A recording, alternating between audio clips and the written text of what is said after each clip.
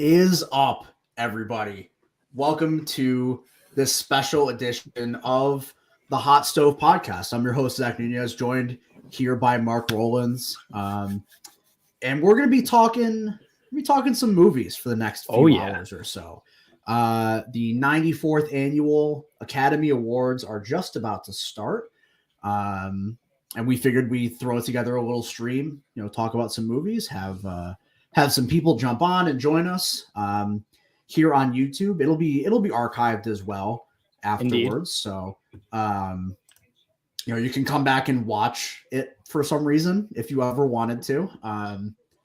Anyways, a couple things before the show starts here, because it's going to be starting any moment when they get back from this commercial break. So we're going to be doing a companion stream, meaning we're not going to be showing the show on. That's illegal. The stream because we will get copyright. We will get copyright strikes and not be able to do the stream. So we won't be doing that. But have the show on, watch us react to it, talk movies with us in the chat. We can see the chat here up on this this stream platform here. So and I can show it on the screen here. You can show it on the screen, and Josh Boehm is bricked. I agree. So, a couple things before we've turned the focus to the movies. Make sure to follow us on Twitter, as it says in this this little banner at the bottom of the stream here. Make sure to follow us on Twitter at Hot Stove Pod. That's at Hot Stove Pod on Twitter. Subscribe to the channel. Make sure to like this stream. If you're watching the stream right now, like it, because if you're watching it and you like it, it'll push it out on the algorithm and it'll tell people, hey, people are watching this stream, right? Yes. So make sure to like the stream while you're watching it. I'll sure remind everybody 9,000 times while we're going. But the show just started. The Williams sisters are on my TV screen right now, introducing the ceremony. So Mark and I are going to be doing a little talking about the awards that were announced pre-show. And then obviously reacting to the awards that are announced during the show, of course, and having a little fun here and there, mostly because we have to vamp because it'll be 90 minutes between awards. We're going to be starting with a performance here, right? Yeah. This is the original song from King Richard. Correct? Yeah. All the musical performances on Oscar night are the best original song nominees, which is a category that I don't think really is much of a contest, but that's beside the point. So, Mark, we have another award, by the way, was announced while you were away, or was given pre-show while you were away. Oh, really? I didn't see that. Makeup and hairstyling. Oh, okay. And it went to The Eyes of Tammy Faye, which was expected, partially because Jessica Chastain is also now the front runner for Best Actress. Yeah. So in congruence with something like an award like the Iron Lady from back in what year was that? 2012, something like that. Something like that. Yes. That was it's happened a couple times. Monster, I believe, was the other film that got yes. Makeup and hairstyling and Best Actress. So Iron usually Lady, if you can 2012 Oscars for Iron Lady, by the way. Okay. Usually if you can combine the two, they're gonna do it. Reminds me almost like I'm surprised we didn't go with Christian Bale in Vice. With the makeup and hairstyling. I know a lot of people were like, "Oh, it's gonna be House of Gucci." Well, the problem is that movie's not good. Not great, no. So I know they made Jared Leto look like an old freak, but they made him look like a fat Italian man. Yeah, that's not hard. It's not. It's not hard at all. I look like that half the time anyway. But so that was given out, and then the other awards that have been given out already. We'll just run through these for a moment here, as Mark is pulling them up. We have all the tech categories so far have been given to Dune. Those being production design, editing, best score, and best sound. And then all of the short the awards for shorts were given out. So live action short went to The Long Goodbye, which was a Riz Ahmed's short. Then we had documentary short went to The Queen of Basketball, which was from the New York Times. And then animated short went to The Windshield Wiper, which I candidly have no idea what it is. I haven't watched any of the shorts. And Josh, I agree. If we had the audience to watch us live more often, we would just go live more often. Can we record from this park? Oh yeah, no, I can start recording the podcast through this. Sure. This sounds like a lot better of an idea. Anyway, We'll keep that in mind. Anywho, so I want to talk about the text for a moment. Start with least interesting to most interesting. Least interesting would definitely be sound. Dune was kind of a lock for sound the whole time. And that kind of goes hand in hand with an editing win. But editing was one of the categories that I think editing was the most up in the air category of the entire night. And I'm kind of mad that it wasn't shown on the main show. Because Dune ends up winning editing. And like I said, it goes with a trend here that, fun fact for you, Mark, I don't know if you knew this, but every year since The Departed in 2005 or whatever it was. Movie came out in 07 Oscars. Okay, so every year since The Departed, Best Editing has gone to a movie that was nominated in Best Sound. Really? And most often, it goes to the movie that wins Best Sound. And to be fair, sound has only been one category for a few years now. It used to be sound mixing and sound editing. 2, right? 2 years. Yeah. So still, Dune was a lock to win sound, and it should have given some sort of indication that it was going to win editing. But the story behind Adam Morris is checking out. Shout out. I knew he'd come through. Big movie guy, that Adam Morris. I don't disagree with Adam here. Yeah, well, we can get to that in a moment, but I wanted to talk about editing in particular. It was a wild ride to get here because No Time to Die won the BAFTA for Best Editing, which, understandable. It's a British movie. That's what they were going to do. West Side Story won the Critics' Choice Award for Best Editing. And King Richard won the Eddie, which is the Editors Guild. Yeah. King Richard was the only one of the 3 that was nominated for the Oscars. No Time to Die and West Side Story weren't. And given that Dune was a pretty well locked to win Best Sound,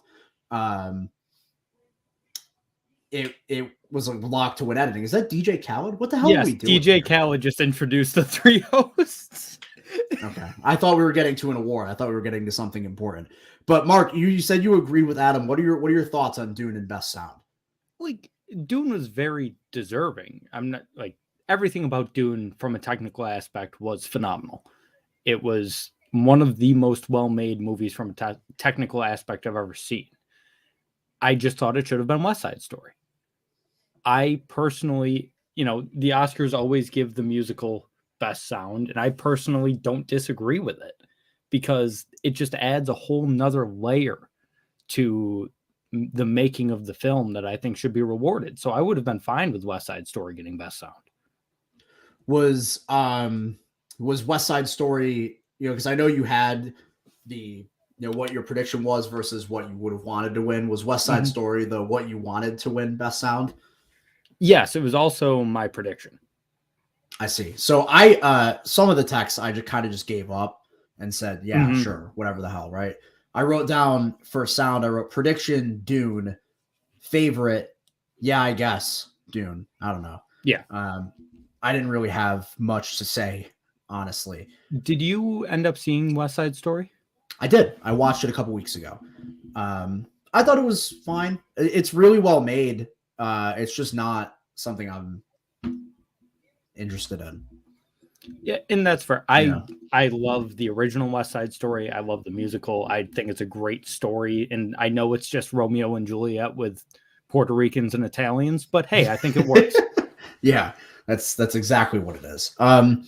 Also, for those in the chat, make sure to leave some predictions, some questions. If you have any questions that you want to ask while we're streaming here, we'll be here for a while, so we can answer some questions. It doesn't have to be about the show. It can be about anything movie related. You know, we don't want to be asking questions about what our favorite sandwiches are or anything like that. French dip. No, see, mine is a. We lost you there for a second, Nunez. Oh, my favorite sandwich is a Cubano. So fair. You know. Anyways, another one that was given out that I think it had a little bit. I don't want to say controversy, but you know, it had at least like a teeny question about it. Was production design. Dune ended up winning production design. It won at the Critics' Choice and the BAFTA, and it won the fantasy sci-fi category at the ADG. But at the same time, they also gave Nightmare Alley the period category winner, and it was picking up a little bit of steam coming towards the end here. But I think after Dune won Critics' Choice and the BAFTA, it was kind of over, because they were both Critics' Choice and BAFTA were on the same day, like a couple weeks ago. Yeah. So after that came in, I think it was kind of just done from there. And I'm fine with Dune winning. I'm fine with it winning all the techs. You know, that's fine. Me too. My personal pick out of the bunch was the Tragedy of Macbeth. I still have to go and like rewatch it. You know, I have an Apple TV Plus subscription. I can watch it literally whenever I want to, but I haven't seen it since when I saw it in theaters. But the thing that stuck out most to me about the movie was, you know, we've already talked about it in our prediction show, but it was the way the movie looks, the way it's made, in particular, the way the sets are built. It's an immaculate movie. And funny enough, if you wanted to put a little sprinkle on some chaos to happen tonight in the betting world, I would put that sprinkle on Tragedy of Macbeth to win cinematography. It's not going to happen, but the Oscars do like their black and white movies. They love them. They absolutely love them. And the Tragedy of Macbeth was a very interesting black and white movie. The problem is the Oscars don't like Shakespeare very much. So I see a comment here, Denzel Best Actor. It would be cool, but I think another theme coming into tonight is that the acting categories, all four of them, are pretty much locked in at this point. Best Actor is arguably the most locked in. Will Smith has swept everywhere.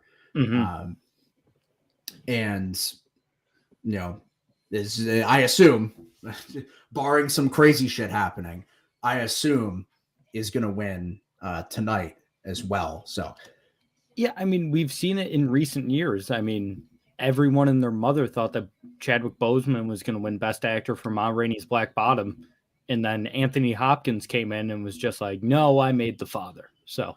But Chadwick Boseman, I don't think, and I can look this up, I don't think Chadwick Boseman swept every other awards. No, I don't think he swept, but I'm pretty sure he won one or two. Which I personally kind of wanted it to be Anthony Hopkins. Like, don't get me wrong, Chadwick Boseman was phenomenal in Ma Rainey, but I thought like Hopkins just made me cry my eyes out over the entire course of that movie, so I was fine with him winning. What are we going up to now? Are we going to a break? We're already going to a break. Yeah, we're going to a break. Regina Hall, Wanda Sykes, and Amy Schumer gave a very unfunny opening bit. How are you able to hear that? I mean, I've got my TV on over there. I'm just sort of listening in. It looks like... Oh, we're not going to a break. Amy Schumer's about to present something. Okay. It looks like Chadwick Boseman last year won Critics' Choice and the SAG. Yeah. And Anthony Hopkins won the BAFTA. which is to be expected. British man. Yeah. And I agree, Adam. The scene with look, every scene in Macbeth is immaculate. All right. It was an incredible looking movie. Have you actually seen it now? Yes, I did. I no longer have Apple TV Plus, but I did find a way to watch it, and I did watch it a couple of weeks ago. And what'd you think of it? I basically agreed with your sentiment, where it was like one of the most interesting looking movies I've ever seen. You're right; it's a play. It is just a play on screen. I thought Denzel was great. I did think it was a tremendous looking movie. There were, I'm just not a Shakespeare guy.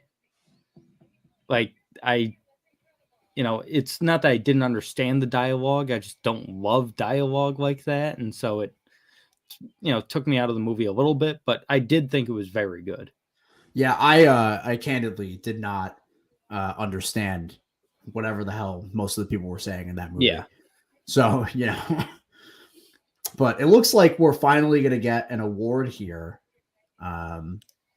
or just another bit from Amy Schumer. I don't really know. Agreed. I don't disagree. Jason Momoa is hot. Right? Very, very good looking man. Tim texted me today right when we was watching Dune, and Mark's already seen this, but he said, well, the first thing he said was 4 minutes into Dune, I've seen Bautista and Zendaya. I'm a fan. And then the second thing that he said was, it's year, lots of numbers, and this dude is still named Paul. Yep. You think they'd be like named like Xanthar or something like that. Yeah. Well, it's like Star Wars. You got aliens named a million different things, and then some guy named Luke. Yeah. It's certainly a thing. He also said that he feels real confident that he understood the movie until the last half an hour. That's the most credit I'll give Dune. This version is, have you seen the David Lynch one? No, I haven't. It's impossible to comprehend. That's Dune for you. Yeah, exactly. And that's Dune. It's a very complex source material. I read like half of the first book and I was like, oh boy, couldn't get through it. And, but it's a very complex source material. I thought Denny and who wrote the movie? I have not a clue.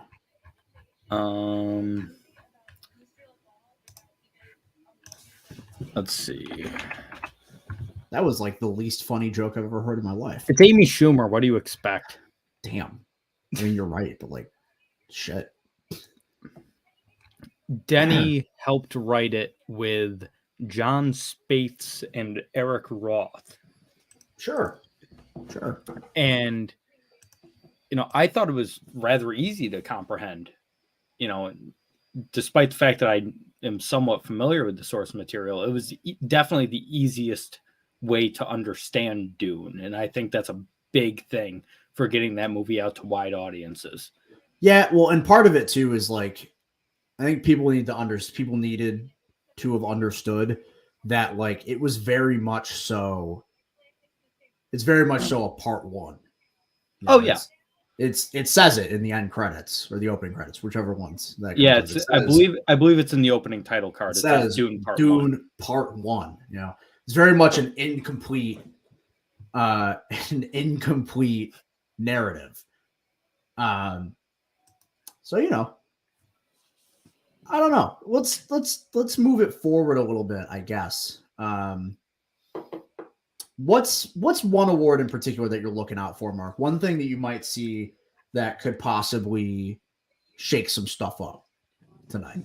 Well, we mentioned it a little before the show. I have no idea what's going to happen with Best Original Screenplay, because typically it's sort of seen as like the runner-up for Best Picture. It's like, oh, you didn't win Best Picture, you get Best Original Screenplay. But both of the Best Picture front run, the two movies that are going to win, the two movies that are the best to win Best Picture are in adapted screenplay anyways. Exactly. So, normally it's like, okay, this is going to win Best Picture.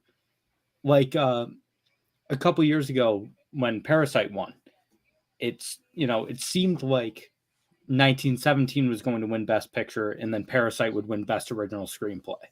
And that wasn't the case, obviously.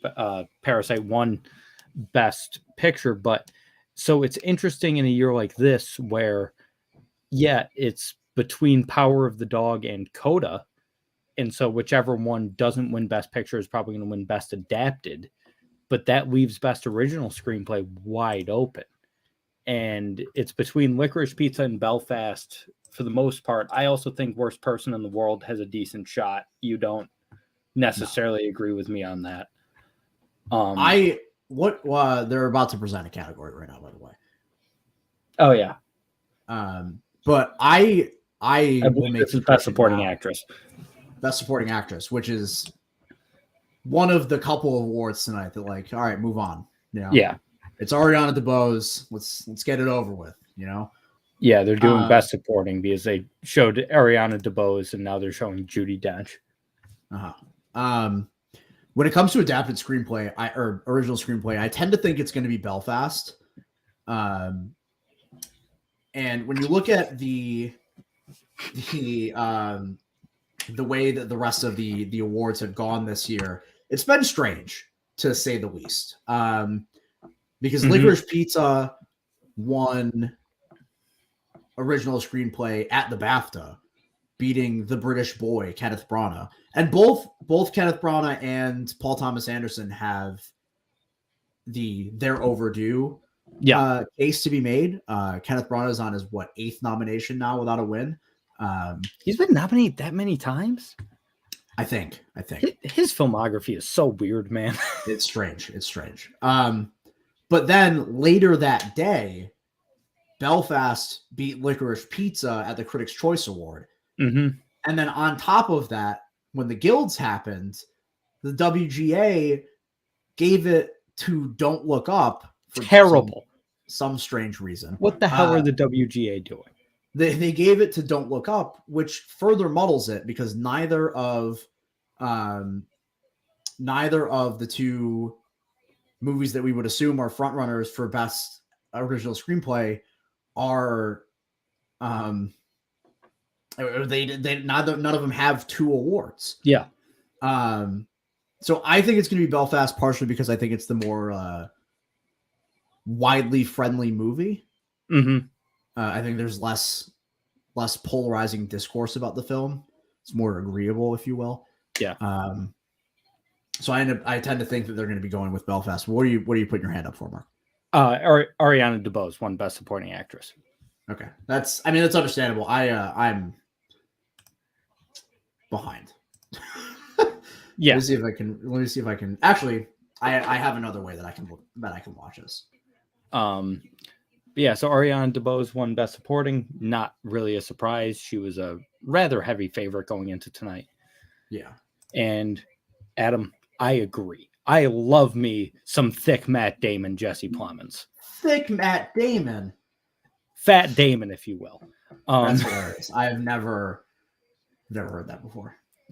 He looks like Matt Damon if he was fat. That's what Jesse Plemons is. And also just as good of an actor. The guy's incredible. Yeah, so Ariana DeBose won the supporting actress. It is what it is, right? Like that's. Yeah, I mean, I can't say I'm surprised. Like I said, she was the favorite coming into tonight, and she's phenomenal in West Side Story. I thought all of the acting performances were great in West Side Story. They actually had one that I wish got nominated. And it was, I'm getting his name right now because it's escaping me. Mike Feist is Riff.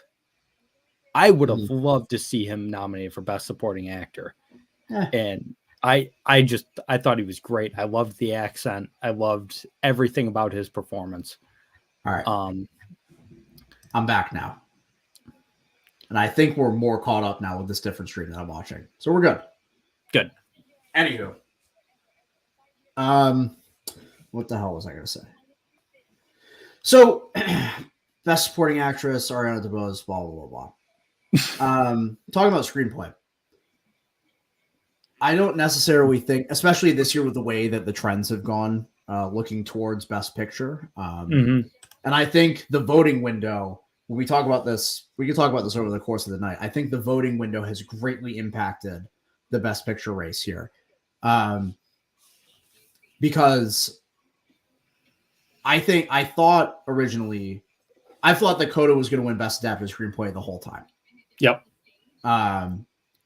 But recently, especially after the PGA, it's now looking very likely that I won't say very likely, but it's looking good that Coda could simply just win all of the awards it's nominated for, all three of them.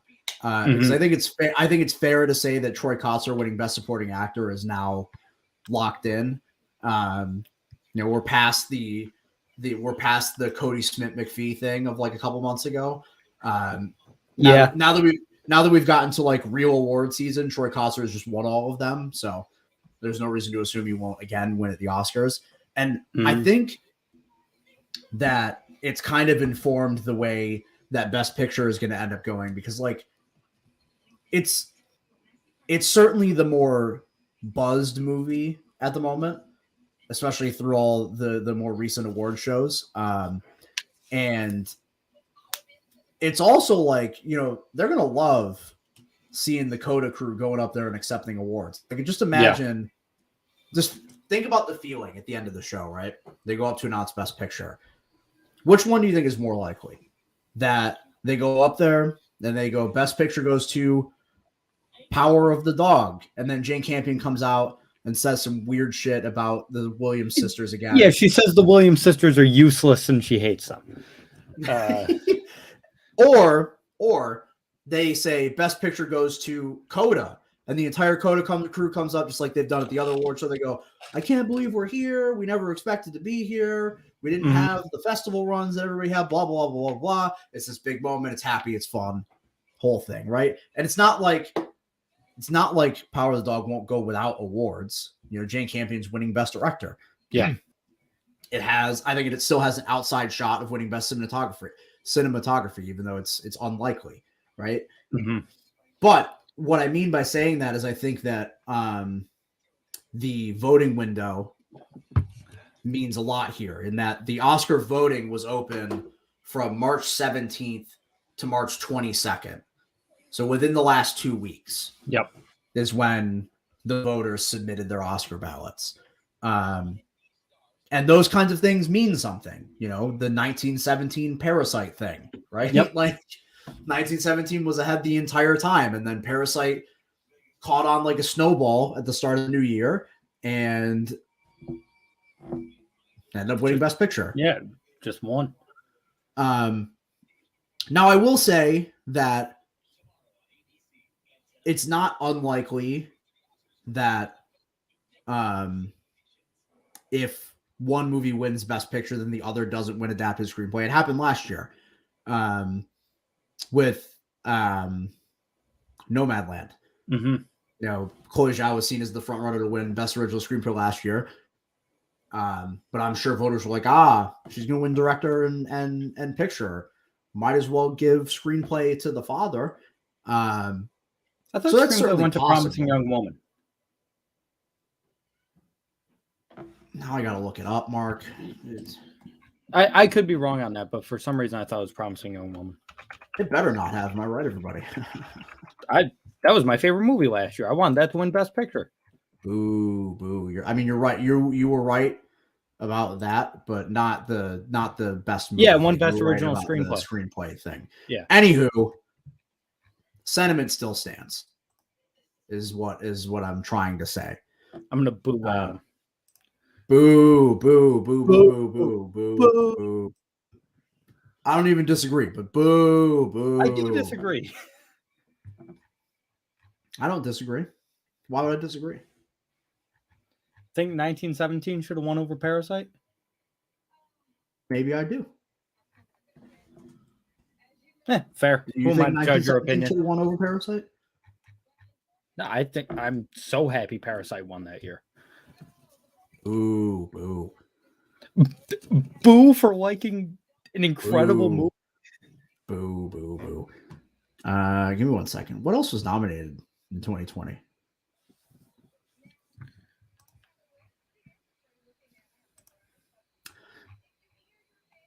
Yeah, that's certainly a lot. We got another performance coming up. I think it's the original song from Belfast. Well, maybe it's not a performance. Maybe it's just a monologue. No, they're doing a bit right now. Why? Okay, so this is silly thing about the show is that, first of all, I kind of would have just liked it if they did the same thing they did last year, which was it last year or was it 2 years ago? Did they do a normal award show last year? I can't remember. I don't remember either. No, I didn't watch it last year, so I don't know. Then it was I think it was last year. They did what they did last year, and they just gave it to a director. Yeah, it was Soderbergh. Yeah, and like do the show. Yeah, they didn't have a host. They were just like do the show, and I think he still could have done that in like they did it because they didn't have anybody in attendance. But I think you could still do that with people in attendance. Absolutely. And I kind of wish they would have done it here, or just so much better. Have like a host. Because the whole 3 host thing, and now they're all going to have monologues at some point. Either have one host or either have one host and do have more of the awards on the air, or just like do the thing they did last year with having a different director on, or having a different director do the thing, right? I don't know, and. I'm selfish. This makes it harder for me. I got to figure out things to talk about. We'll do a bit of a reset here now that we're half an hour in to the show. What's up to those that are watching? This is a Hot Stove Oscars stream. Make sure to like the video or like the stream or like the video afterwards if you're watching this after it's archived. Like it, like hit the like button. At the very least, what it does is it pushes it out to the algorithm. It's like, hey, a couple people are watching this. Maybe some more should watch it as well. We're doing an Oscar companion stream. All that, John. Information is on the bottom and that little ticker at the bottom. Adam, follow us on putting Twitter. That one on the screen. Follow us on Twitter. Subscribe to the channel. All that stuff. We got a new episode coming out on Tuesday of the podcast proper. Is that Penn and Teller? No, that's Jason Momoa and Josh Brolin. I saw him from the back. He's that Penn and Teller. I wish that they like make a Blu-ray magically appear out of nowhere. Then they tell everyone how they did it. But anyways, we're gonna have a new episode on Tuesday. It's gonna be our MLB season preview, and then also gonna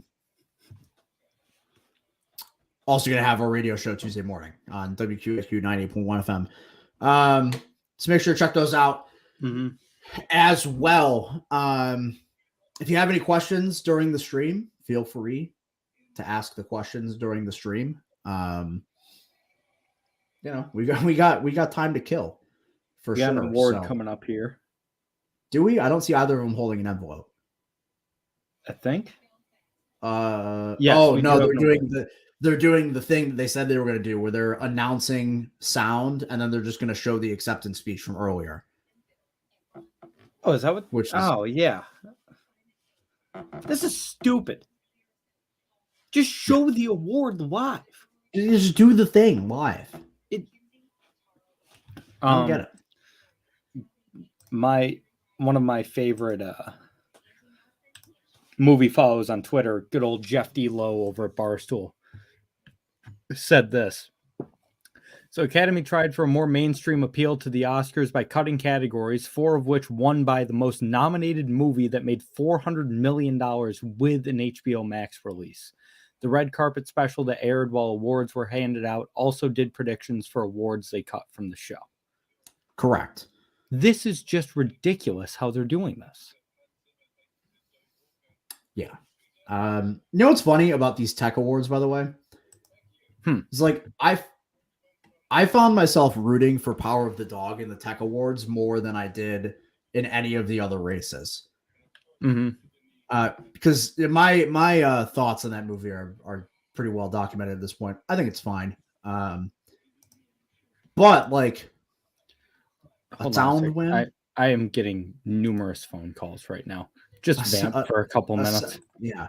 A sound win for Power of the Dog, not screenplay, an editing win for Power of the Dog would have been huge. I thought the most impressive thing about that movie was the way that it was edited. You know, especially for a movie that's going for a more slow burn approach with the way that the story goes on. To have a movie that does that approach and doesn't have it lag, it's almost like the reason that, to a lesser extent, the reason that The Irishman won Best Editing a couple years ago. That movie was 3+ hours long, and it felt like it was about 2 hours and 40 minutes or 2.5 hours, you know? I really like, by the way, they're about to give out another award here. I really like, by the way, that they're having people they're honoring anniversaries of movies through the award presenters. So this year is the 30th anniversary of White Men Can't Jump, and Woody Harrelson is out there. They just showed a clip from it, and then it looks like we're going to be giving out another award here. I saw an envelope in Woody Harrelson's hand, so we will see what the award is here, and I'll give my reaction live. Speaking of which, right now, Quinnipiac men's hockey team is playing against the number one team in the country, Michigan, with a chance to go to the Frozen Four. They were down 4-0. They've brought it back, and they're down 4-3 with 9 minutes left in the game. We've got ourselves a contest here in Pennsylvania, ladies and gentlemen. And it's going to be cinematography is going to be the category coming up. So my prediction for cinematography is going to be Dune. Dune won the ASC, the American Society of Cinematographers, and Dune also won the BAFTA for cinematography. I gotta look and see what won the Critics' Choice Awards. And to be fair to Dune, or to be candid about Dune, is that Greg Fraser helmed it, and it looks like the Power of the Dog won cinematography at the Critics' Choice. Greg Fraser, who lensed Dune, is also, quite popular at the moment because he also lensed the Batman.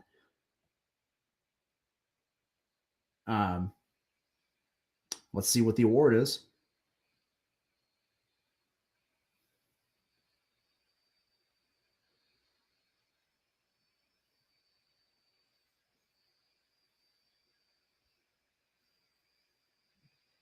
Okay, Dune won Best Cinematography.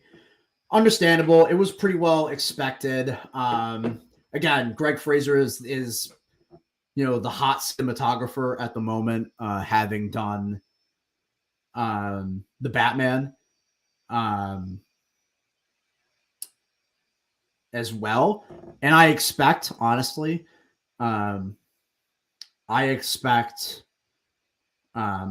the Batman to be nominated for cinematography next year. The Batman is going to be an interesting Oscar case next year because I don't know how far we've gone in terms of like the comic book movies being accepted by like the larger film community or whatever. We've seen evidence of it before with plenty of nominations for Black Panther, including a Best Picture nom when that came out. Joker, most recently, obviously, with the picture, director, screenplay, Best Actor nominations, the main categories, and Joaquin Phoenix winning Best Actor. When you spin it forward to the Batman, it's such a big movie, and it's also so well respected in terms of like the film community. Mark, to sketch you up, I'm talking about the Batman right now. Oh, okay. I'll gladly talk about the Batman. Dune just won cinematography, and I was talking about how Greg Fraser is the hot cinematographer right now because he also lends the Batman. Yep. And so Batman is going to be an interesting case because obviously it's a huge movie. It's made what, 500 million at the box office already? Around there, yeah. And it's really well respected by like people who are, movie people. So I think it's going to have good cases for some awards. Like I feel pretty strongly about a Batman cinematography nomination next year. I would agree with you. I feel pretty strongly about a Batman hair and makeup nomination next year because of Colin Farrell. What are the figures there, Mark? Yeah, this is the Batman. So 331 million so far domestic, 340 international, which I'm surprised it's made more internationally. Good for 672 worldwide so far. And that's without it even opening. It also hasn't like opened in China, for example. Yeah, exactly. That's why I'm surprised international is more at this point. So yeah, without opening in China. And will it come out in China? Is it scheduled for a Chinese release? I assume it will at some point this year. I don't quite know, honestly. Yeah, it's been in release for 23 days, and it's already made $672 million, which compared to some comic book movies may not seem like a ton, but for, a Batman movie in an era where there's a million Batman movies and they all kind of do the same thing, and finally there's one that's different, and it's a completely different look on Batman that we really haven't seen before in live action movies. I'm glad it's doing this well, and I want it to do more. I would love for this movie to make $1 billion because I think it's absolutely worth it, and deserves to make $1 billion. But I would love to see it be nominated for a few Oscars. I agree. Adam just said Batman's sound. I think the sound design in that movie is incredible. Score is going to be another one. Score, yep. I forgot about that. Completely forgot about that. That's been like the number one thing that people have been talking about the freaking Why can't I think of his name? Score in it. Give me 1 second. He does The Mandalorian. He's done a million things. Giacchino. Yes, Michael Giacchino. And he's done plenty of high profile scores before. I wonder if I'm going to look him up. I think he got nominated last year for something as well. I'm pretty sure he's been nominated.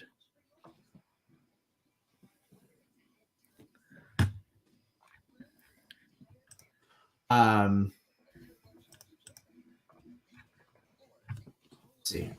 see, because I don't know if he's actually been nominated for anything, which would be surprising, but I thought he had. Let's see. He has been nominated twice, both for his work on Disney films. He won for Up and was nominated for Ratatouille. Oh, so it's been a long time. Okay. Yep. So he must have gotten nominated for an Emmy for The Mandalorian. I completely forgot about that. That one seems right up there with cinematography as like you can kind of pencil that in, I think. I think that one's a pretty easy play, but it's going to depend on. We should look at, if you can pull it up. Can you find Warner Brothers releases for this year? Just Jesse. I agree. Yeah, I mean, I don't disagree. What was it you wanted me to pull up? Warner Brothers releases for this year, like what movies they have coming out this year. 2022. Yeah. Also, shout out Jesse. It's a new face that I haven't seen in the chat. Mark, if you know who that is, then no, awesome. I actually don't. Dude, awesome. So shout out Jesse. Shout out Jesse. Jesse, if you have any questions, feel free to ask them in the chat. Definitely, like I said, subscribe to the channel. Follow us on Twitter. We don't talk about movies all the time. We do sports a lot, but Mark and I mean, we just put out an episode last week that was our 2000s comedies draft. We drafted our favorite 2000s comedies, so go check that out for sure. We had some interesting submissions in that one, but yeah, let's take a look at Warner Brothers release window for this year, because I think it's going to determine the Batman's Oscar push. So you've got Fantastic Beasts, that new movie coming out. That won't do anything. Yeah, I mean, yeah, it'll be a successful movie and people will like it, but I'm more so thinking about it less from an awards perspective. And Mark is being taken up by the moment, so we'll see. But shout out Jesse Plemons, I agree. We've got the League of Super Pets, which actually kind of looks fun. I'm very much looking forward to that. I think that's going to be also a blast. It's The Rock and John Krasinski playing the two main characters. Yeah, so likable. What else do we got, Mark, coming out? We've got oh god, that movie. Austin Butler as Elvis. I mean, well, we can talk about that afterwards. Okay. Because I have thoughts, but let's just keep going. Black Adam. This got pushed back. It did get pushed back, but also Black Adam, cool. Yeah, very cool. Looking forward to it. Salem's Lot. Don't Worry, Darling is going to get nominated for Best Original Screenplay. Okay, we just caught up here on the stream. I'm watching it. So Salem's Lot, is that just a new adaptation? Yes. Of Salem's Lot? I believe so. Okay. And Don't Worry, Darling, do you know who's behind it? I see that Florence Pugh and Harry Styles are Olivia Wilde is directing. Now, wait, hold on a second. Watching from South Africa? Yes.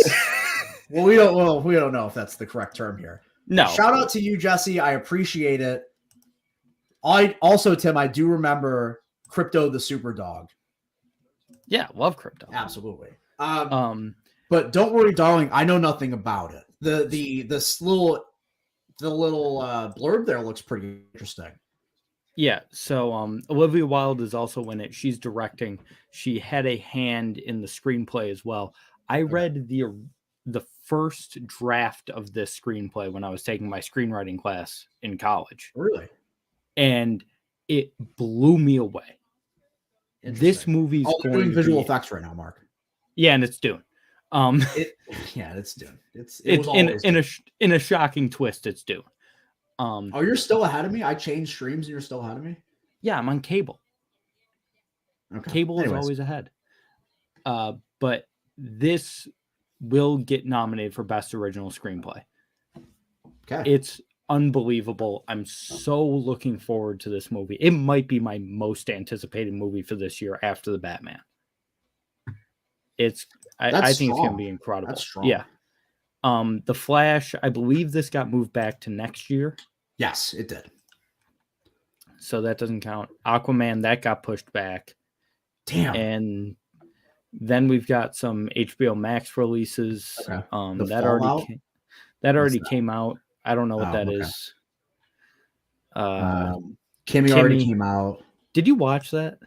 I haven't. I've heard it's good. I'm going to watch it at some point. Yeah, I've heard mixed things, but it's Soderbergh and Zoe Kravitz, so I'll check it out. House Party looks fun. Yep. The new Evil Dead film, apparently. Yeah, I'll watch it. I love the Evil Dead. Isn't another Magic Mike film? Let's go. What? I didn't know that. Let's get it. Anyways. Yeah, it's definitely going to sweep the tech categories for sure. Yeah, for sure.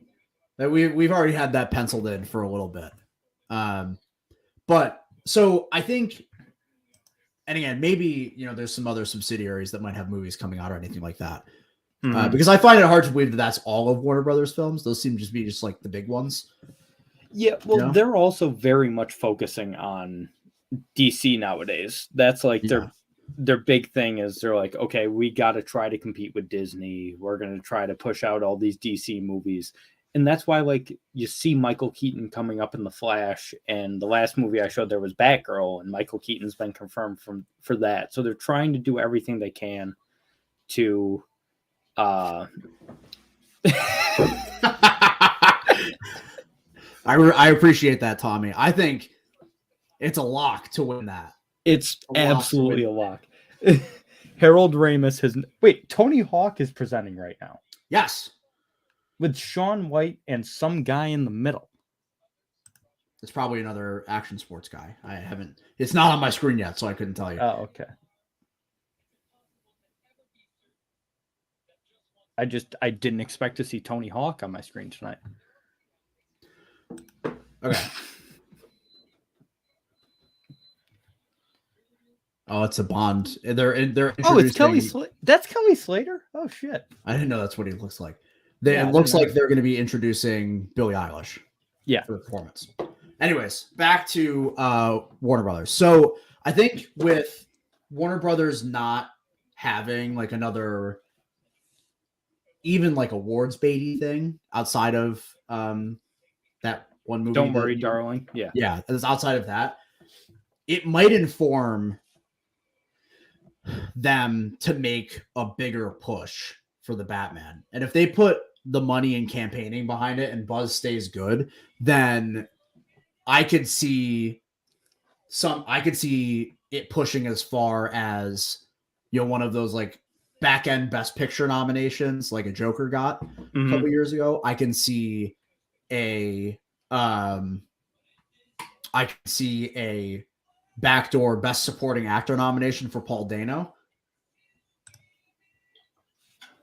as well. They're doing this 60th anniversary of James Bond thing right now, which one of the biggest James Bond fans in the world, I love this. And I agree with the two things that Adam has said. Spectre, not good. No Time to Die, excellent. And Timothy Dalton. Spectre isn't not good. It's not good. I don't like it. I disagree. But Timothy Dalton was a very good James Bond, and he gets shit on all the time. He has one okay movie and one great movie. That's more than most Bonds can say. I'm assuming you like License to Kill better? Yeah, for sure. I like both. I think both are very, very underrated. Who's that guy? James? Was there a bit that I missed? I'm assuming he means Timothy Dalton. Oh, yeah. But I love James Bond, man. I knew they were going to, because they're doing a Godfather 50th anniversary thing at some point tonight. Yeah, well, while you were gone, they did a 30th anniversary tribute to White Men Can't Jump. Really? So, yeah. Oh, man, I missed that. Then Woody Harrelson was presenting, Woody Harrelson and a couple other people from the cast were presenting cinematography. I'm a sucker for tributes and things like that. Yeah. I'm glad that that's something they're doing more often. Yeah. This year, because they're doing this one. They got the Godfather one coming up. They already did the White Men Can't Jump one. Mm-hmm. Is there anything from 1982? Do we have a 40th anniversary? What about 2002? Let's see. Anything come out in 2002? Did The Big Chill come out in 1982? Oh, Blade Runner. Okay. The Thing. Fast Times at Ridgemont High. Officer and a Gentleman. Sophie's Choice. Oh, they're probably going to do a Sophie's Choice thing at some point. The King of Comedy. No. First Blood. Is Stallone in attendance tonight? I don't know. I haven't seen. Oh, dude, I love the fact that Pfizer is a sponsor of the Oscars. Yeah, presenting sponsor this year. Woo! Yeah, Wesley Snipes is wearing breeches. That's true. That's true. Totally missed it. Do you think we're gonna get any? Do we usually get like trailer premieres or any announcements during the show? Every once in a while, but last year they did the trailer for West Side Story at the Oscars. Yes. What I was gonna say is the only thing is that usually gets it is something that's like going to be an Oscar movie. Like West Side Story was made to be an Oscar movie. And it's Oscar baity as shit. Yeah, absolutely. It's so baity. But I don't know if there's going to be anything tonight. Just because I feel like, and this seems rather obvious that the Oscar movies for next year are, we're not really sure yet because it is only March, but yeah. Well, that's why I asked to pull up the Warner Brothers things, because there are. I can send you the link, or maybe I can put it in the. I can put it in the chat. If you can, we have a private chat. You can send me a link and I can show it. Well, I was going to put it in the public chat for other to see. Oh, okay. Whoops, that's the wrong tab. There we go. There's a channel that I watch on. There's a channel that I watch called The Oscar Expert on YouTube.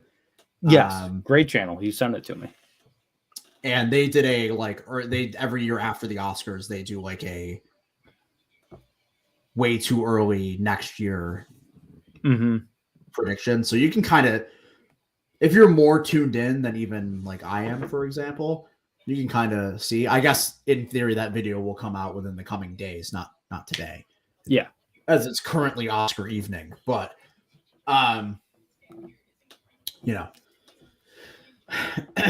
the sentiment stands. Like you can see a couple things coming in advance.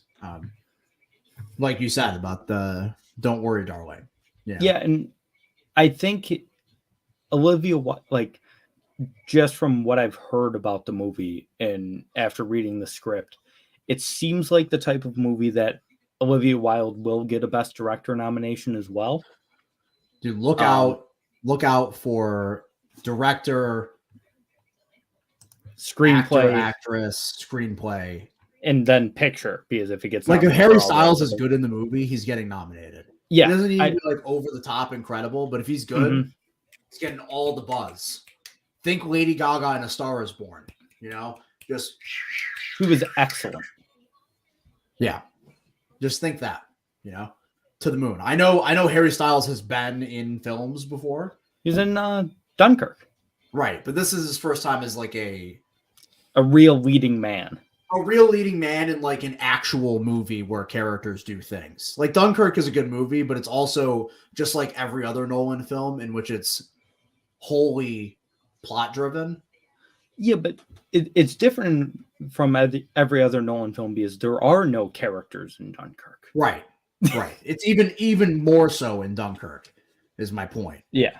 So this is his first, as far as I know, first role as like a real lead. Kinda.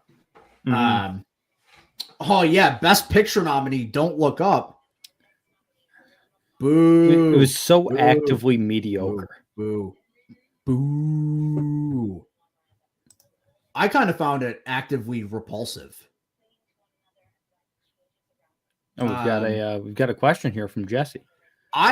So candidly, regardless of what I want to happen, it's going to be Will Smith. Yeah. He has won he's won every award he's been nominated for so far, right?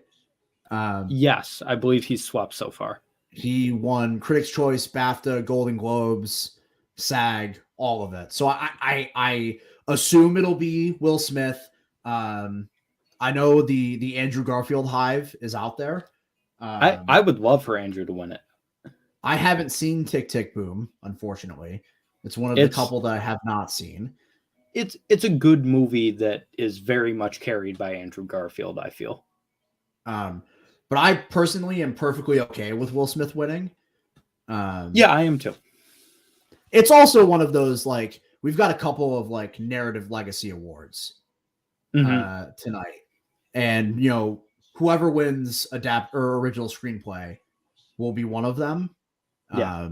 In the case of both Kenneth Branagh and Paul Thomas Anderson, but Will Smith is another one.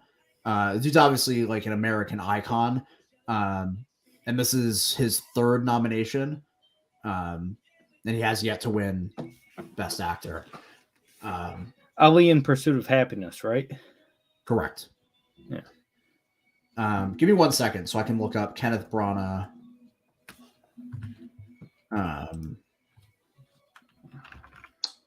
His previous nominations.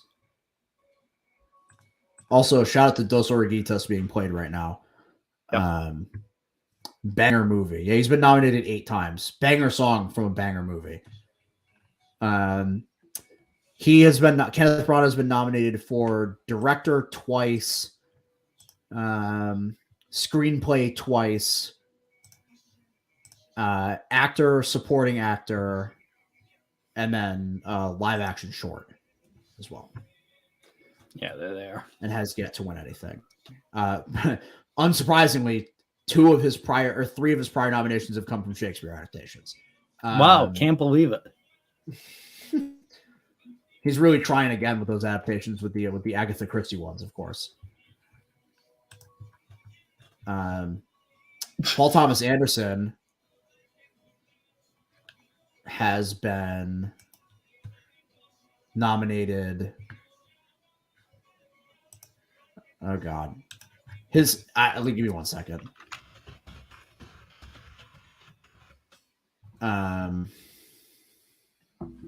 He's got 11 Oscar noms.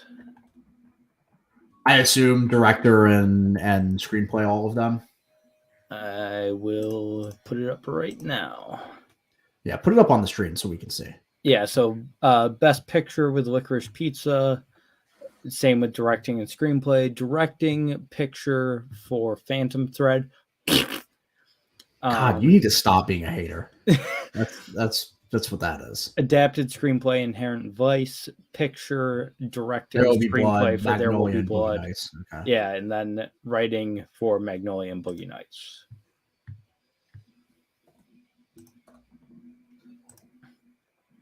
Can't agree more with Adam here.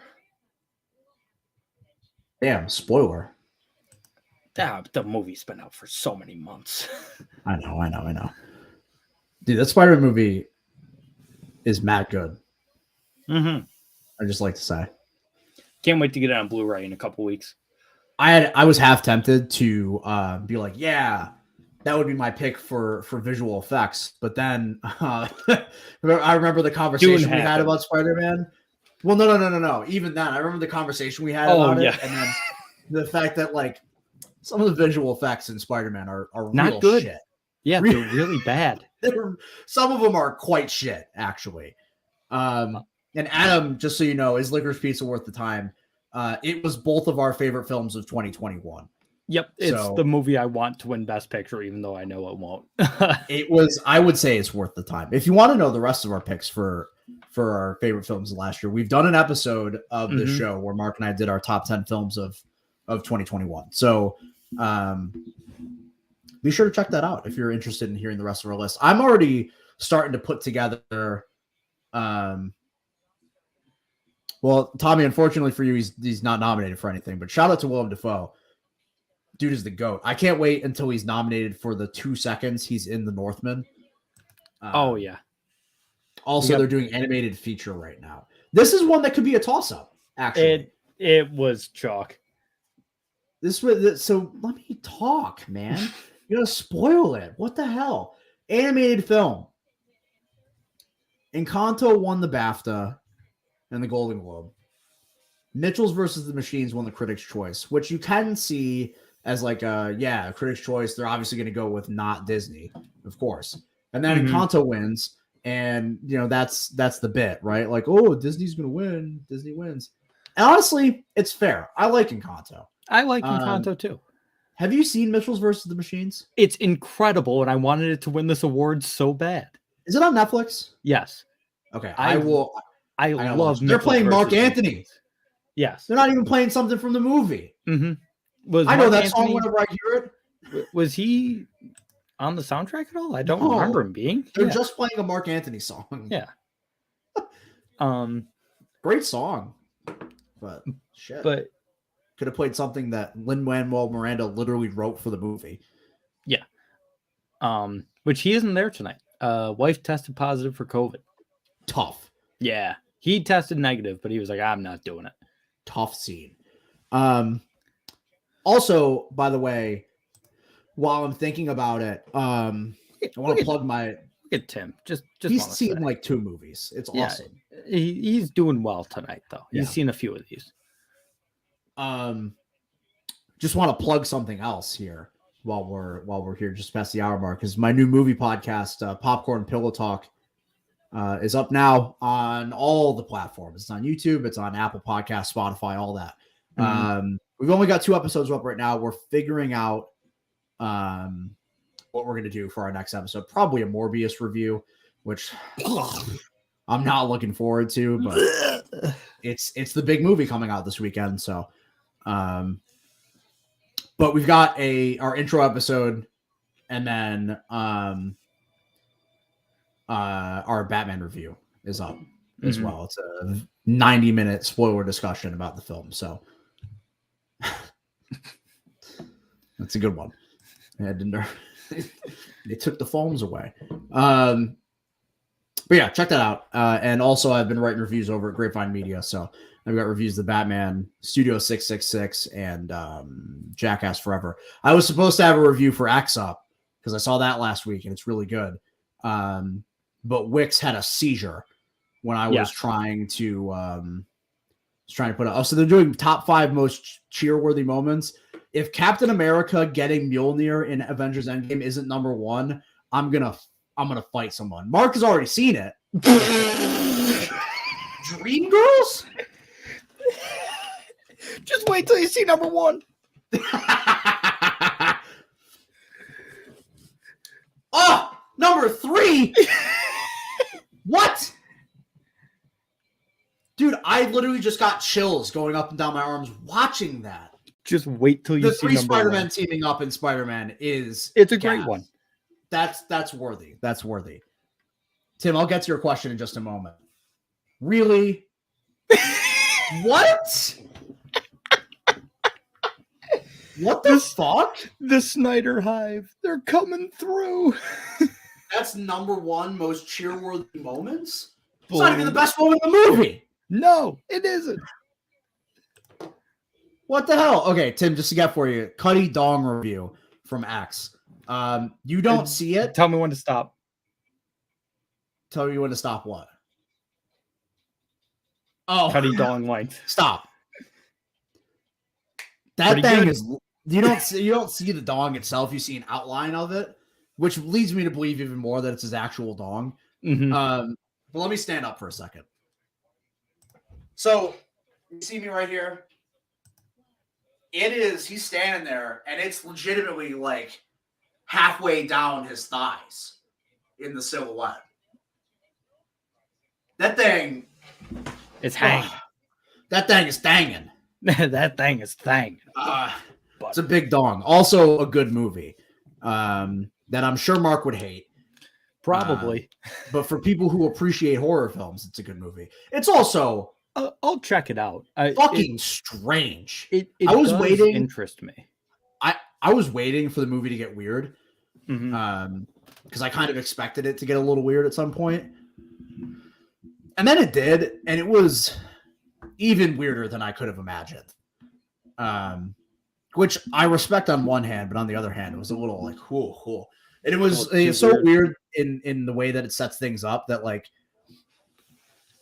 I still have a lot of unanswered questions about the way that things play out, which I get are going to be hopefully answered in what is kind of just the most insane filmmaking strategy of all time. Ty West made this movie, in which I didn't know after, by the way. I didn't know until after that Mia Goth and one of the other, like the skinny white guy in the movie play the old people as well.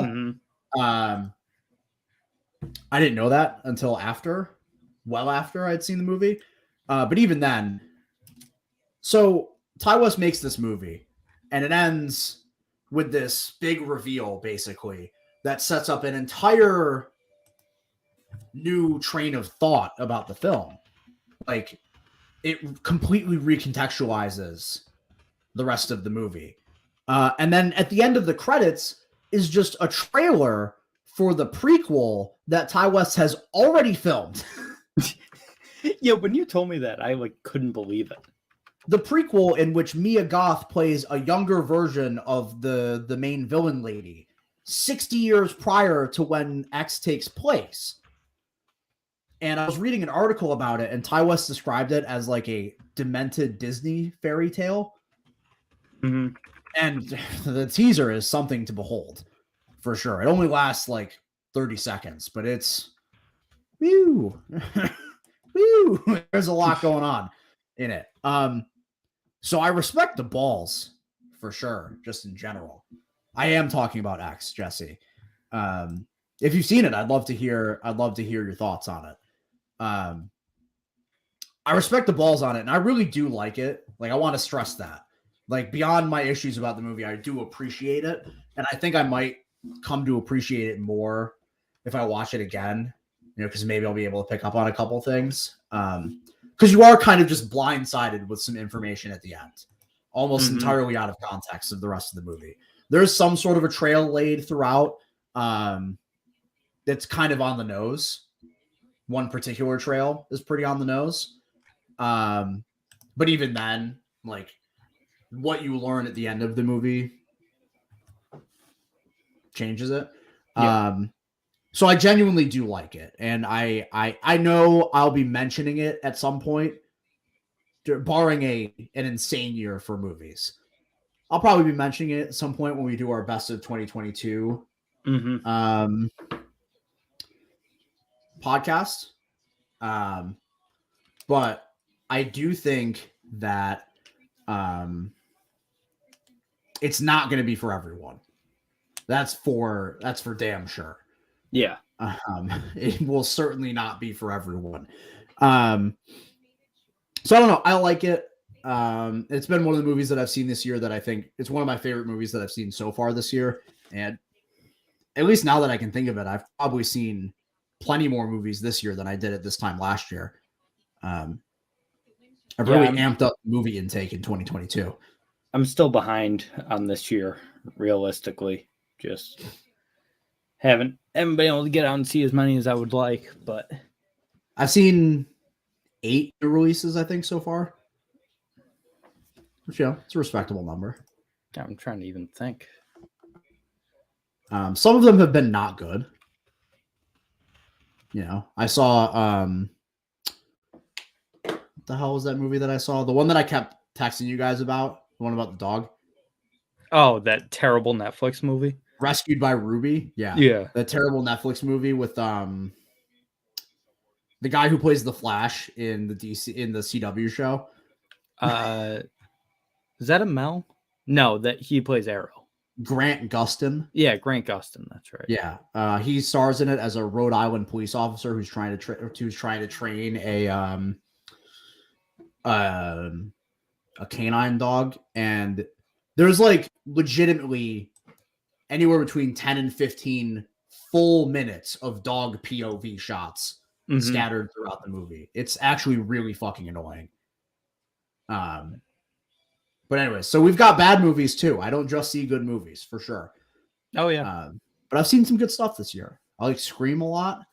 I still haven't watched that. I can't wait to watch it. It's on Paramount Plus now. Just watch it. Isn't it on HBO Max now as well? No, I don't believe so. Oh, I thought it was. Is this just another Best Picture snippet thing, or is this international feature? I mean, they're showing the Oscars house band now, it appears. Okay, so then it was just a Best Picture. Yeah, they were just talking. Drive My Car is another one that I still have yet to watch. I have no excuses now because it's on HBO Max, but I gotta leave in just a second to refill my water bottle and grab a snack. But first, we'll answer this question from Adam. Best movie theater candy. I want to hear what you guys. Shout out to Shields in the chat, my boy Shelly. I don't disagree with what you're saying, Jesse. It was unbelievably gory as well, which I loved. And they absolutely A24 just, this is the thing that I really love about it, and I love about a studio like A24 and what Neon is doing for non-horror like art house filmmaking or Yeah. art house. I say in quotation marks because I think people wrongly misconstrue A24 as just like an art house studio, which they do make art house shit, but also like they don't at the same time. That's beside the point. Regardless, A24 is just shelling out money for really creative people to do whatever the fuck they want. Yeah, basically. And I love that about it. Like I need to know what Ari Aster is up to next. Do we have any information on that? Yeah, I don't know what his next project is. Because he's been very quiet since Midsummer came out. Let's see on IMDb. That's where I'm looking right now. Disappointment Boulevard on a movie called Disappointment Boulevard. And Buddy. It's starring Joaquin Phoenix. That's all I needed to know. Look at this cat. We got Joaquin, Nathan Lane, yeah. Michael Gandolfini. Okay. Zoe Lister-Jones, Amy Ryan, Parker Posey. I mean, this is a cast. And it says that it's in the IMDb description. It says that it's spanning decades. Yeah, the most successful entrepreneurs of all time. So it looks like it's not. It's going to be his first foray out of horror. It looks. Yeah. Look at Joaquin.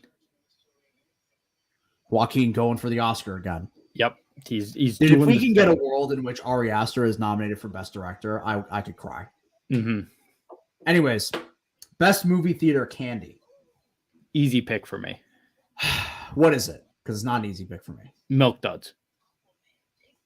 Okay. I love Milk Duds in the movie theater. Sour Patch Watermelon. Sour Patch Watermelons are a close second. Love Sour Patch Watermelons, but I gotta go Milk Duds. I always gravitate towards chocolate when it comes to my movie theater candy. I have not seen Dog starring Channing Tatum and Dog. I have not seen that either. I heard it's fine, but also like weirdly placed military propaganda.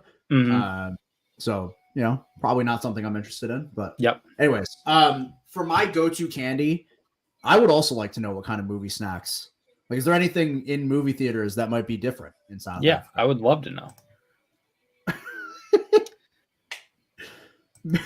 Milk Duds, what a terrible take. I cannot fuck with that. I like Milk Duds. They're just not, I don't think they're movie theater ready. You know, it's a little too, like I said, it's a little too.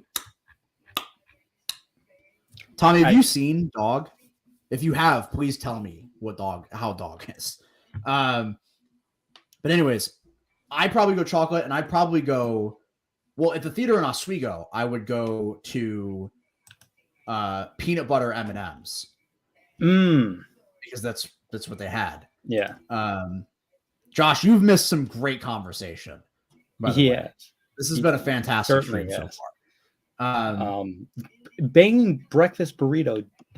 Josh, last I checked, we're in the same time zone. It is 9:17 p.m. So I've made plenty of breakfast burritos at night. What award are we doing now, Mark? You're a little bit ahead of me. I was very caught up in the conversation. Missed what award they're presenting now. The lady who won Best Supporting Actress for Minari last year is presenting. Supporting actor. Okay. So supporting actor, it looks like it's going to be Troy Kotzer. The original thought was that like people were like, oh yeah, Cody Smith-McPhee, he's running away with it, bro. He's running away with it. And then the awards have happened, and Troy Kotzer has just started sweeping. And I'm telling you, the Oscar committee, at the very least, is going to want to get the Coda crew up there for one go round tonight. Agreed. So Troy Kotzer is also my personal pick. Mark, I don't know if you've watched Coda. I have. Okay. What did you think of it? Because we haven't talked about it. I mean, I thought it was great. I thought Troy Kotzer was the best part of the movie. I think he's phenomenal. My personal pick would probably be Kieran Hines, to be honest with you. He's who I would like to see win it. In my prediction, I have Cody Smith-McPhee. I see. But yeah, I I love Troy Kotsur in the movie. I thought it was a very interesting movie. I can see why it wouldn't be for everyone. It is I disagree with that. I think it's very, very, very, very, very like crowd pleasing. Well, I feel like it's one of those movies that people are going to hate just to hate. Yeah, they hate because they're ableist. That's why they would hate the movie. Yeah. They hate just because they don't want to see deaf people in a film. I don't know what Astros and Maynards are. I've heard of Maynards. Let's look at Mark. Can you pull it, Jamie? Can you pull it up? You have it on the screen? Maynards? You want me to get up a picture of Maynards? Also, vamp for a moment because I gotta leave for a moment. Yeah, I will get up a picture of Maynards. Also, take me off the thing. Yeah, I will. There we go. So we'll get Nunez off of there. And here are a picture of Maynards for the folks at home. I'll get that, and we'll get that. They are like a Sour Patch, or a sour, maybe not sour. They're a gummy thing. They're gummy bears. That we're talking gummy bears here. Also gotta love Kieran Hines. Absolutely. He was phenomenal this year, and I was a big fan of his. And the winner is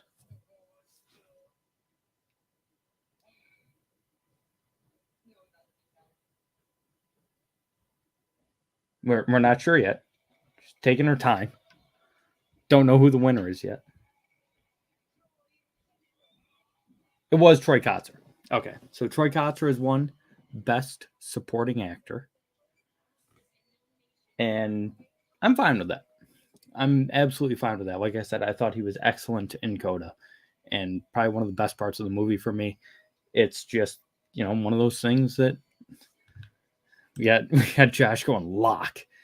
It did seem like the lock of the night, and it's cool people are doing the sign language thing for applause, which is just going like this. Excuse me. Coda, of course, about a deaf family. That's why sign language happened earlier in the show. I believe, was it Adam that mentioned it? Mentioned the sign language. Yeah, it was Adam. Not surprised. Good for Troy. I agree. Great for Troy Kotsur. And giving his speech in sign language, of course, with an interpreter speaking.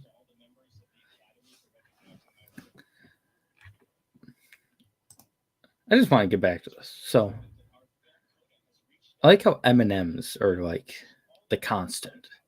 I love M&Ms. I'm a big regular M&Ms guy too. I feel like regular M&Ms go very underrated nowadays because of all the different variations of M&M. As we add Nunez back to the stream here. What's up? We're back. Are you a regular M&Ms guy? Absolutely. I feel like they go. I feel like they go underrated nowadays. I mean, I would prefer M&Ms with stuff in them. I like a caramel M&M. I like a peanut butter M&M, but sometimes I'm just in the mood for a regular, original recipe M&M. You know what the most? Okay, God. I very strongly disagree with Josh. You know what the most overrated? Ugh. No. Pretzel M&Ms are not the worst. The worst, they're not. M&M. See, this is the greatest argument of all time. The worst M&M is absolutely regular M&Ms do slap. The worst M&M is the brownie M&M. Have you had it?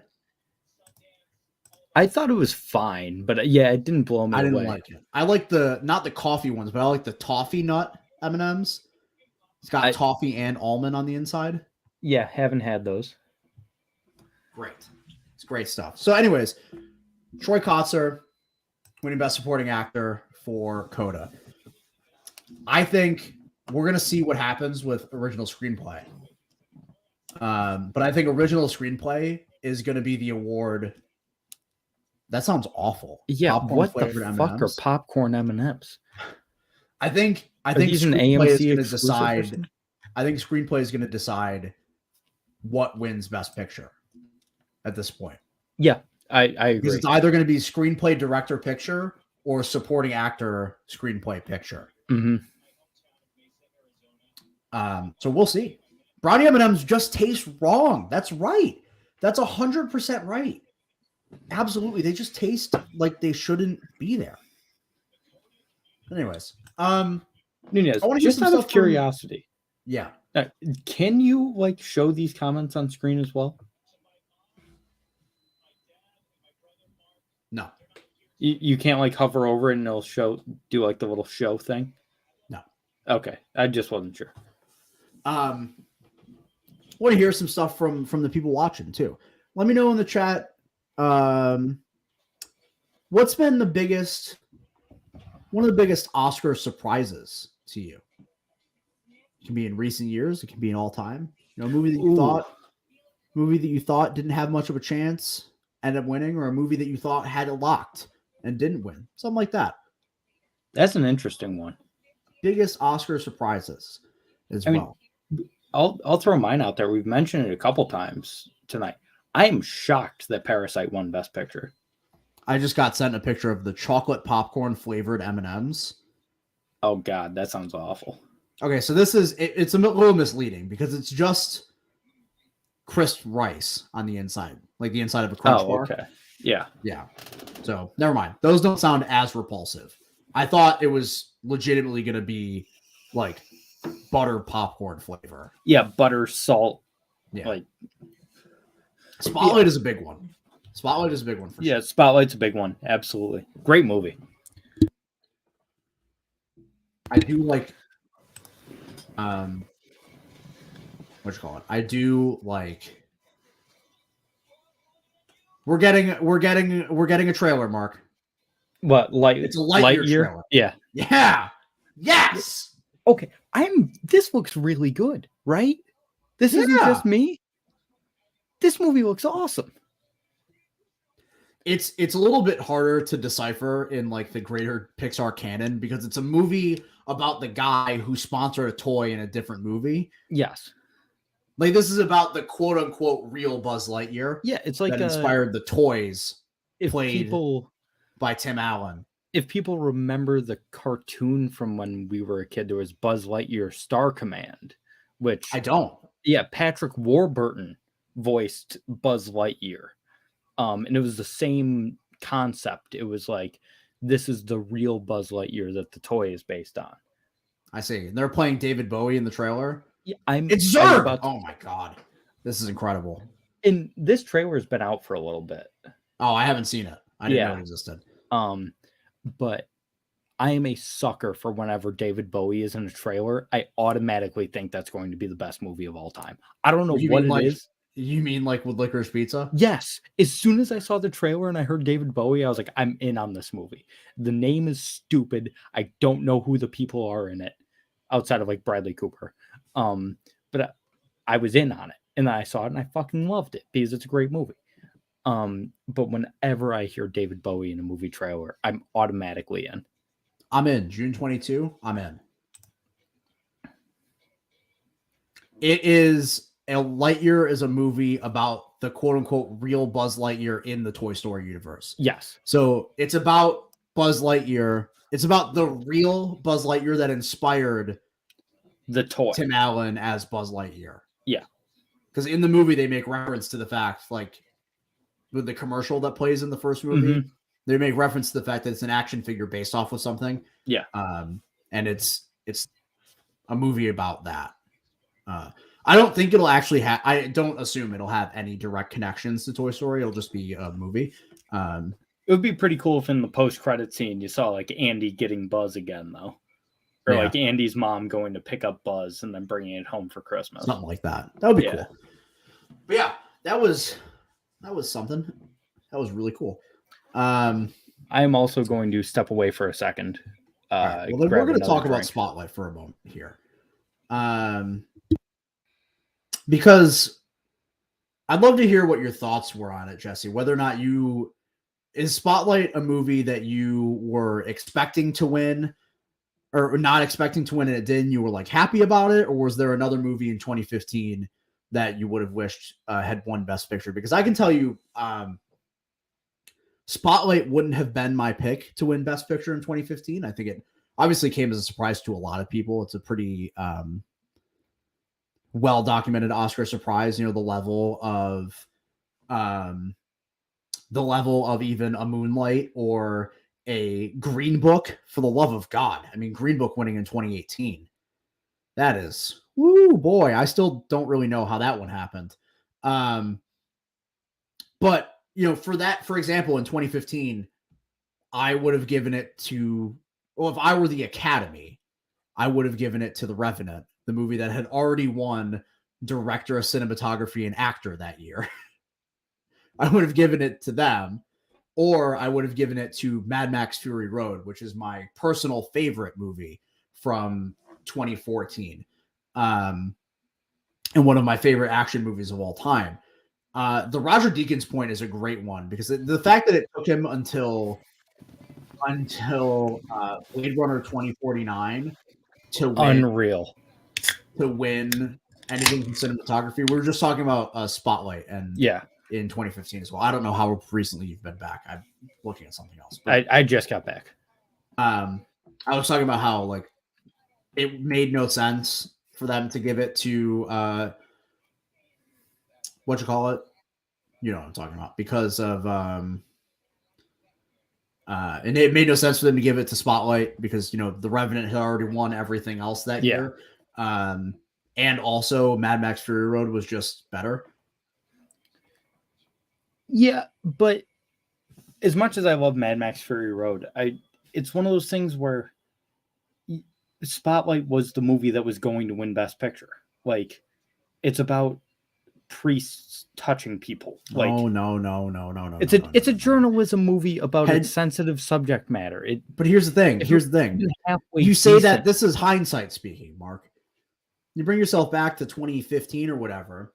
You would have seen. This is what you would have seen. They're doing an international feature right now, by the way. Mm-hmm. This is what you would have seen. You would have seen Revenant winning everything, sweeping all the joints. They win director, cinematography, and actor at the Academy Awards, and then don't win Best Picture. It makes no sense. It doesn't make sense. And there was another one we were talking about recently that was like that, wasn't there? I don't know. Or was it that one? I don't quite remember. And no, I agree that it's like it doesn't make sense, but just thinking about how the Academy operates, it seems like, and this is hindsight because in 2016 I wasn't as into movies or into the Oscars as I am now, so it's entirely hindsight, but I think Spotlight's a great movie. I think Tom McCarthy did a phenomenal job with that movie, and I just love him. Jesse is absolutely right. And it's not like it hasn't happened since then, right? And it wasn't to the degree that it happened with Spotlight. I think that's like one of the more egregious ones. But like, it happened with Green Book. You know, it happened with... I think Green Book is more egregious than Spotlight. Oh, in the sense that it's a worse movie. Yeah. Yeah. I meant in terms of like, in 2015, there was a clear movie that was just running, you know? I would have picked Spotlight over The Revenant. I would have picked... Yeah. I mean, I probably would have... We're talking about trends here, Mark. Yeah, but it's just like, I don't think they got it wrong. I do think they got it wrong because Spotlight is mid, but that's beside the point. Great movie. Michael Keaton doing a Boston accent? Yes, please. Did they ever give costumes out? It was Cruella, right? Have they not done that yet? If they did, I missed it. Drive My Car one, by the way. Yeah, I know. Yeah. It was another one that was like, bank it. It's one of those things where like, obviously it was going to win. It's nominated for picture, director, and screenplay. Like, you know, like, of course it's going to win. I wrote down in mine, by the way, in terms of like my favorite pick for international feature, I wrote T-Tain Out of Protest because the fact that movie wasn't even on the long list is disgusting. But you know, I'm now going back, by the way, and looking at Roger Deakins. Adam is a fan of that's the white perfectly savior fine. trope. Yeah, that's perfectly fine. I mean, like, again, I would have a lot less movie. I would have a lot less hate for the movie if the fried chicken scene didn't exist. But I'm looking at Roger Deakins' nominations list. It's unreal. If you can pull that up and put it on the screen, that would be much appreciated, because it's quite funny to look at, actually. Basically, like half of the Coen brothers films, and also Shawshank Redemption. Mm-hmm.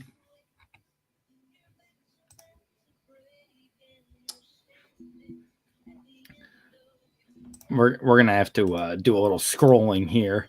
Reba McEntire. Yeah, Reba's performing right now, and I'm a big fan. All right. So yeah, 1917 Blade Runner, which he won for both. Sicario, unreal. Unbroken, fine. Prisoners, great movie. Skyfall, yes. True Grit. The Reader, which, have you seen that one? I'm not familiar with it. Yeah, I'm not familiar either. I'm also not familiar with The Assassination of Jesse James by the coward Robert Ford, but I like the title. Great movie. No Country for Old Men in the same year. What a year for Freaky Deaky. The one that sticks out for me, that's an awful nickname. The one that sticks out for me is actually Oh Brother, Where Art Thou? Yeah. Which, great movie and great cinematography, so I'm glad he was nominated for it. But yeah. Shawshank. I'm saying that's the one that sticks out to me the most, is like, how come this didn't win? Oh, yeah. What else was nominated in 2001 for cinematography? And also Shawshank, of course. That movie looks great, but yeah, it's not flashy enough to win the Oscar. It's that simple. You got to have flash to win the cinematography Oscar, which is why, as good as Power of the Dog looks, it's, I don't think it's in second place. Let's see. Because again, the Oscars, as much as they're going to love Greg Fraser and Dune, or as much as they did, the award has already been given out. As much as they love Greg Fraser and Dune, they also love their black and white shit. So I can't imagine that Macbeth wasn't second. So in 2001, along with Oh Brother, Where Art Thou, we've got Crouching Tiger, Hidden Dragon, which won Gladiator, The Patriot, and apparently nothing. There's no movie listed here. It's interesting. But all right, never mind. I get that. Crouching Tiger, Hidden Dragon, and Gladiator it's tough. Yeah.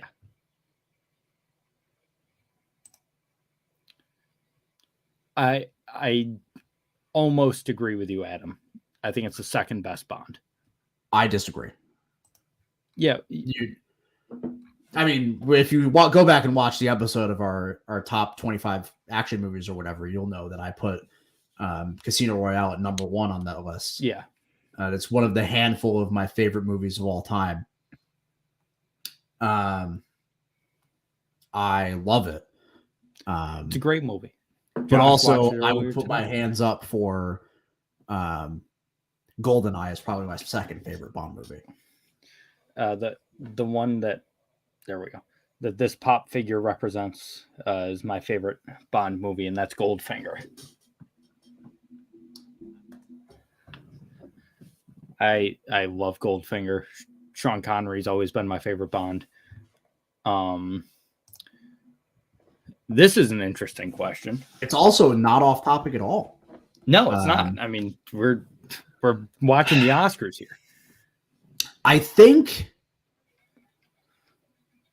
it's interesting because Mark and I actually had this conversation not too long ago about the Oscars and genre film and how that kind of ended in the early 2000s. Like, I think Return of the King is really the last big example of like a big genre film winning anything important, and it won a metric fuck ton of awards that year. They won 11. Yeah. I think the way the Oscars have shifted recently is twofold. I don't think we'll see again for many years another movie win 11 awards in a night. We're seeing now that like Best Picture winners can win, 3 awards. Last year, if I remember correctly, every Best Picture nominee had at least 1 award, and I think all but one of them had 2. and then That sounds right. Yeah. Nomadland won 3, including Best Picture. So that's a different conversation to have. But what I mean to say with that is that I think part of it is that the Oscars have shifted the way they look at different kinds of movies. The last 5 years or so have been the smaller film, right? Mm-hmm. Like indies have won. Moonlight. I mean, Jesus Christ, it started with Moonlight, really. Mm-hmm. And you have movies like Parasite and Nomadland winning Best Picture, and either Coda or Power of the Dog, whichever one wins tonight, is going to be the first movie produced by a streaming service to win Best Picture. Yep. So I think that's just kind of where the Oscars are at the moment. And I think with anything in time, we'll probably, the pendulum will probably swing back. But I do think specifically with superhero movies, I think the Oscars have already kind of made that transition into being more open with that kind of thing. We mentioned it earlier in the show. Maybe it was before the show. I can't remember. But when we were talking about the Batman. Yeah. Is that like, we've gone from, it took Heath Ledger to get The Dark Knight a nomination. Mm-hmm. Since then, we've had Black Panther get nominations. We had Black Panther get a Best Picture nomination. We've had Avengers Endgame get a few nominations. We had Joker get 10, I think. Right, Joker, and it got the most important ones. Yeah, it got picture, director, actor, score. I think it was nominated for cinematography, like the biggest awards it was nominated for. Horror, I think, is a different story because I think there's a certain level of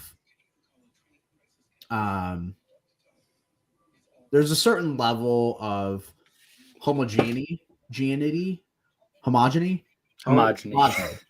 I don't know how the hell to pronounce that name. I just homogeny. Homogeny. There's a certain amount of homogeny that I think the Oscars want. So, like, a movie can't be too weird. Yeah, basically. Like, and we'll see. My most anticipated movie of the year this year is Everything Everywhere All at Once. Yeah, I'm going to see it whenever it comes to me. It's out in theaters now. Whenever is that out already? It's in very select release right now. But that'll tell basically how weird the Oscars are willing to go. Mm-hmm. But I think in horror it's going to be harder because even stuff regarding like actors, for example, there's a certain level of it's either too understated for people to give a shit or too big. And the Oscars are like Toni Collette in Hereditary. Yeah, it's the easiest one to point to, right? I don't think there's any way to say that she didn't give one of the best performances by an actress that year. Mm-hmm. And you'd think that go for it for the Oscars, right? Like she screams and cries, like that's what the Oscars like. Yeah. But it's in the surrounding of pagan rituals and possession and lighting people on fire and naked old people that the Oscars just shy away from it. Mm-hmm. That being said, I do also think that horror in general, I won't say that it's, I obviously won't say that it's like down or anything like that. That's not the case. That's what I'm trying to say. But I haven't seen horror movies recently that are like, it's a lot harder for a horror movie to be like awards baity. They can be artsy. Obviously, art house horror is awesome. Yeah, and that's what I was going to bring up. The one that I thought had a really good chance was Midsommar. It just because it did so much different with horror movies, just in the fact that it turned the lights on. It was all in the daytime, and that's something with horror that we don't really see often. Yeah, that's true. But again, to the point of it being too weird and genre-ish, that movie is way too pretentious for the Oscars to like it. That's fair. By the way, I don't hate this idea. I mean, we could do that, but we also have the annual Stovey Awards that we do, which is like true. Oscars for sports. So it's like the ESPYs, but better. Yeah, it's a much better version of the ESPYs. For sure. Except for the 1 year where Norm Macdonald hosted. That's true. That's true. And then I don't think I think it's going to take something really like landscape changing in horror to win Best Picture. And it's going to have to be a perfect storm too. Like I can't imagine a world in which like, you know, a bunch of these, they're doing costumes now, by the way. Yeah. I couldn't remember earlier if they had done it or not.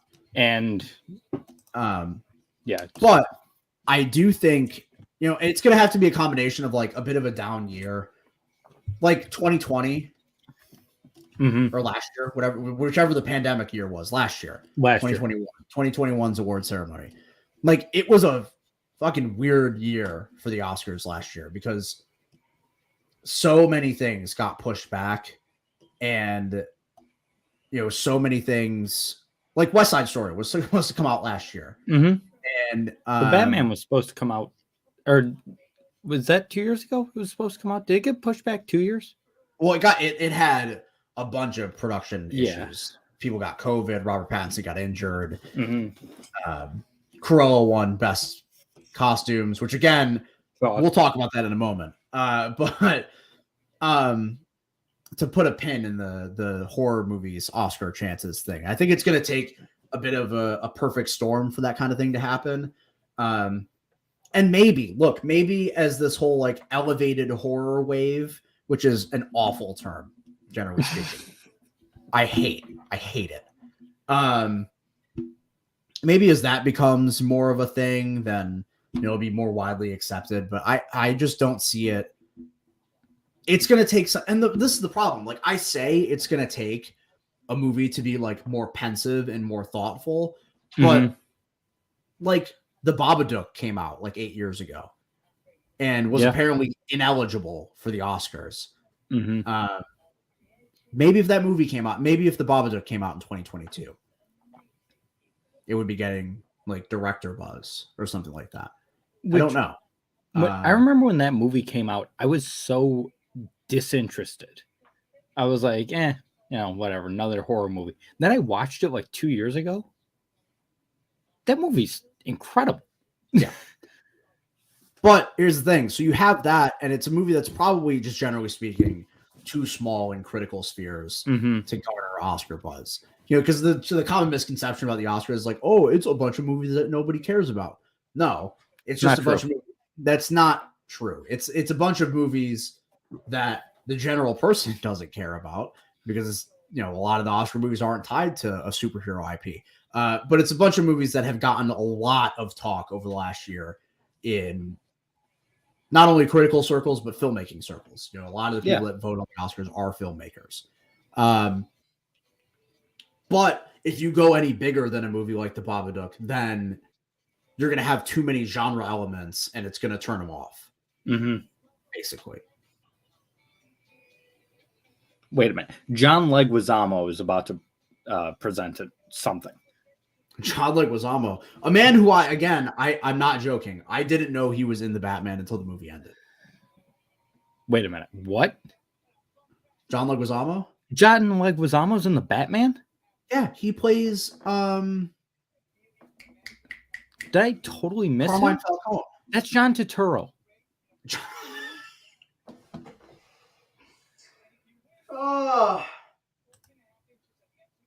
I'm losing it, Mark. You're wrong Italian last name, John, dummy. You're right. It's John Turturro. We're talking about Luigi from the Super Mario Brothers movie here. Dude. You're right. When's that movie coming out?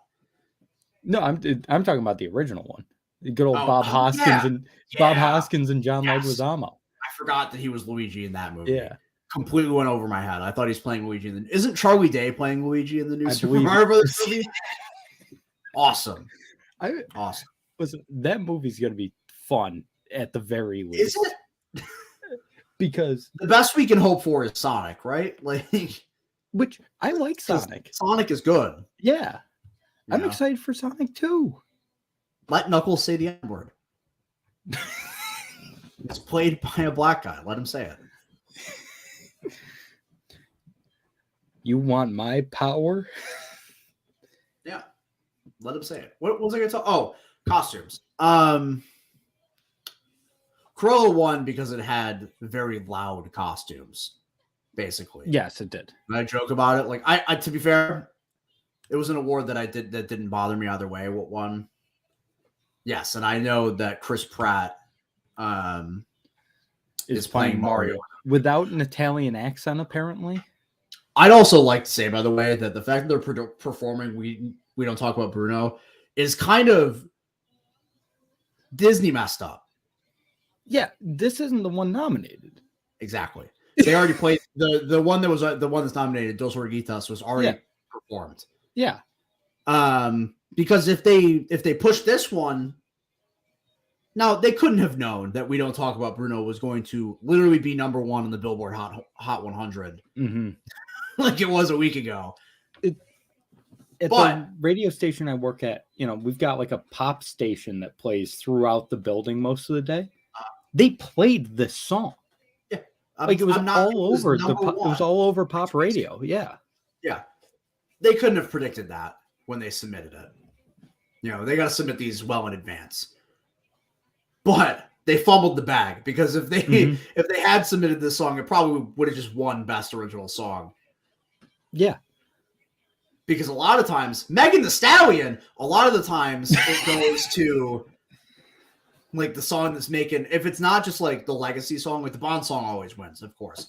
But then it's like whatever song is the most well recognizable out of all of them. Yeah. Shit. And again, they're voting the week before the awards ceremony. This is the only song when We Don't Talk About Bruno was number one on the charts. Yeah. This is the only song that could beat No Time to Die, in my opinion. And it's not nominated. Yeah. So Disney fumbled the bag. Yeah. And I disagree. Make Timothy Chalamet wear less clothes. I tend to agree. I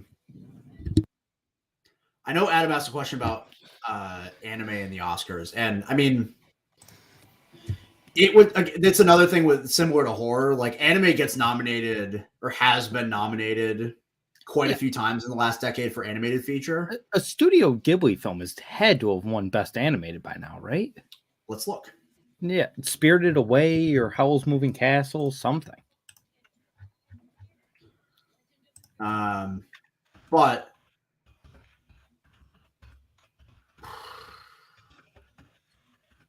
let's see.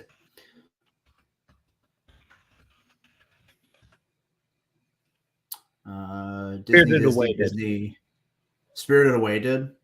Yep. Okay, but even then, if you look in the last decade, we've got The Wind Rises, Tale of the Princess Kaguya, When Marnie Was There, The Red Turtle,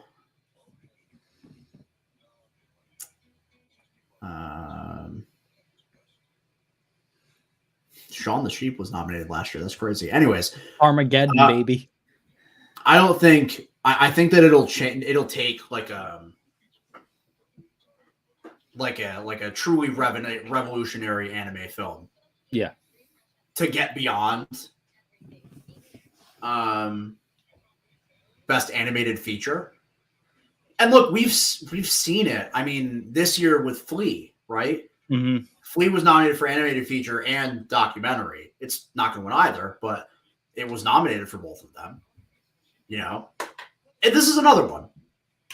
If Ghost in the Shell came out today. Oh, yeah. If Ghost in the Shell came out today, I wouldn't be surprised if it were getting Best Picture buzz. Yeah, I agree. Or if it were getting Best Director buzz. Mm-hmm. Well, animated never gets Best Director. True. But like in a like down-ish year, if Ghost in the Shell came out today and not in 1995, then you know, Yeah, I it mean, could get a backdoor Best Picture nomination. Yeah, I think it could have gotten Best Picture. I was gonna say it might have won. It probably would have won Best Animated, but I don't know if anything's gonna beat Encanto this year. So, Yes and no. I mean, the problem is like it's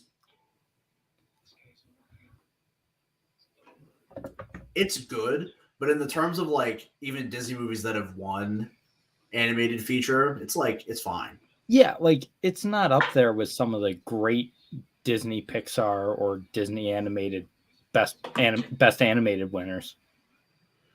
Yeah, I mean, it's not up with that, and it's also like,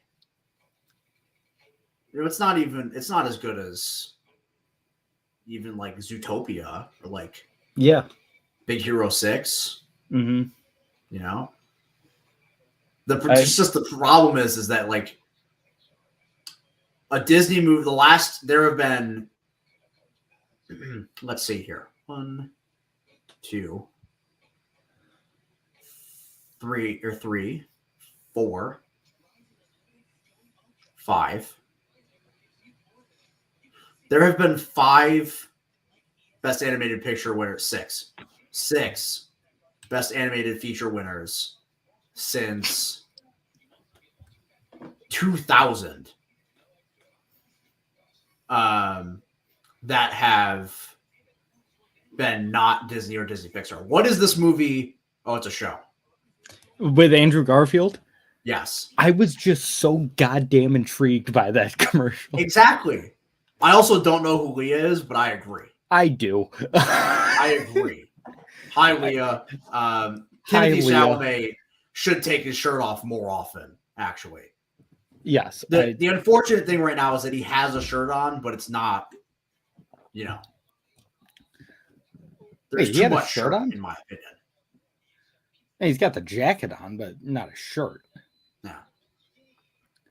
He's got too much clothes on his upper body.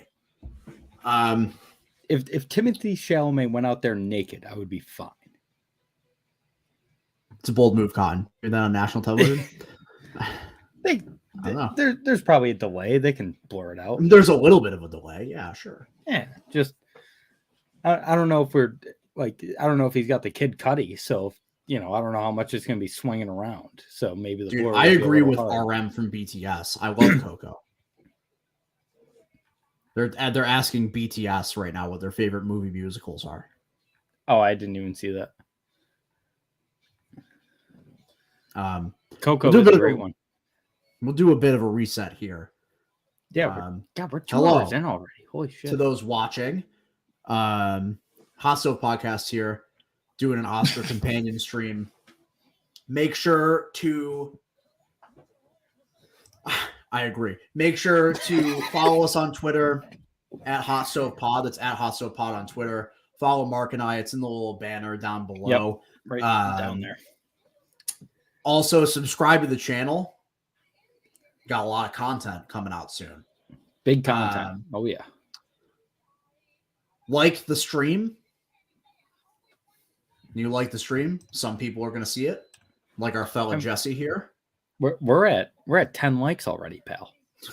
Let's keep liking it, brother. Let's get that going up. Let's skyrocket that like button. Here. Yeah. What else? What else should I plug? That's it, right? We've got Amy Schumer as Spider-Man going on right now on the. Oh, see, I'm not there yet. I'm simply watching Wanda Sykes as Will Smith. Yeah. Amy Schumer is hanging from the ceiling as Spider-Man. I never thought I would dislike anything Spider-Man. You can probably see my camera is mirrored, so there we go. I've got my Spider-Man stuff back there. My Death of Gwen Stacy framed print and my Spider-Man calendar. So the folks should. I am a big Spider-Man fan, and I just hated everything that happened there. Why are they talking about Juno? You're a little behind me, so you can refresh. You can let me know. To be very honest, I don't know. Oh, they're doing like a Juno reunion to present an award. Oh, it's the 15th anniversary of Juno. Yeah. Excellent movie. Great movie. Leah, because she's not funny.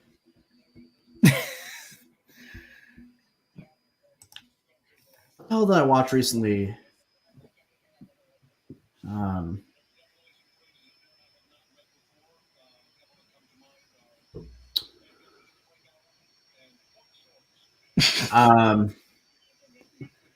am I blanking here? Either someone that wrote or had a part in. I don't remember. Oh, it's screenplay time. I don't care anymore. Yep. Big award time, folks. If Amy Schumer fell from the rafters like Owen Hart, I'd love that.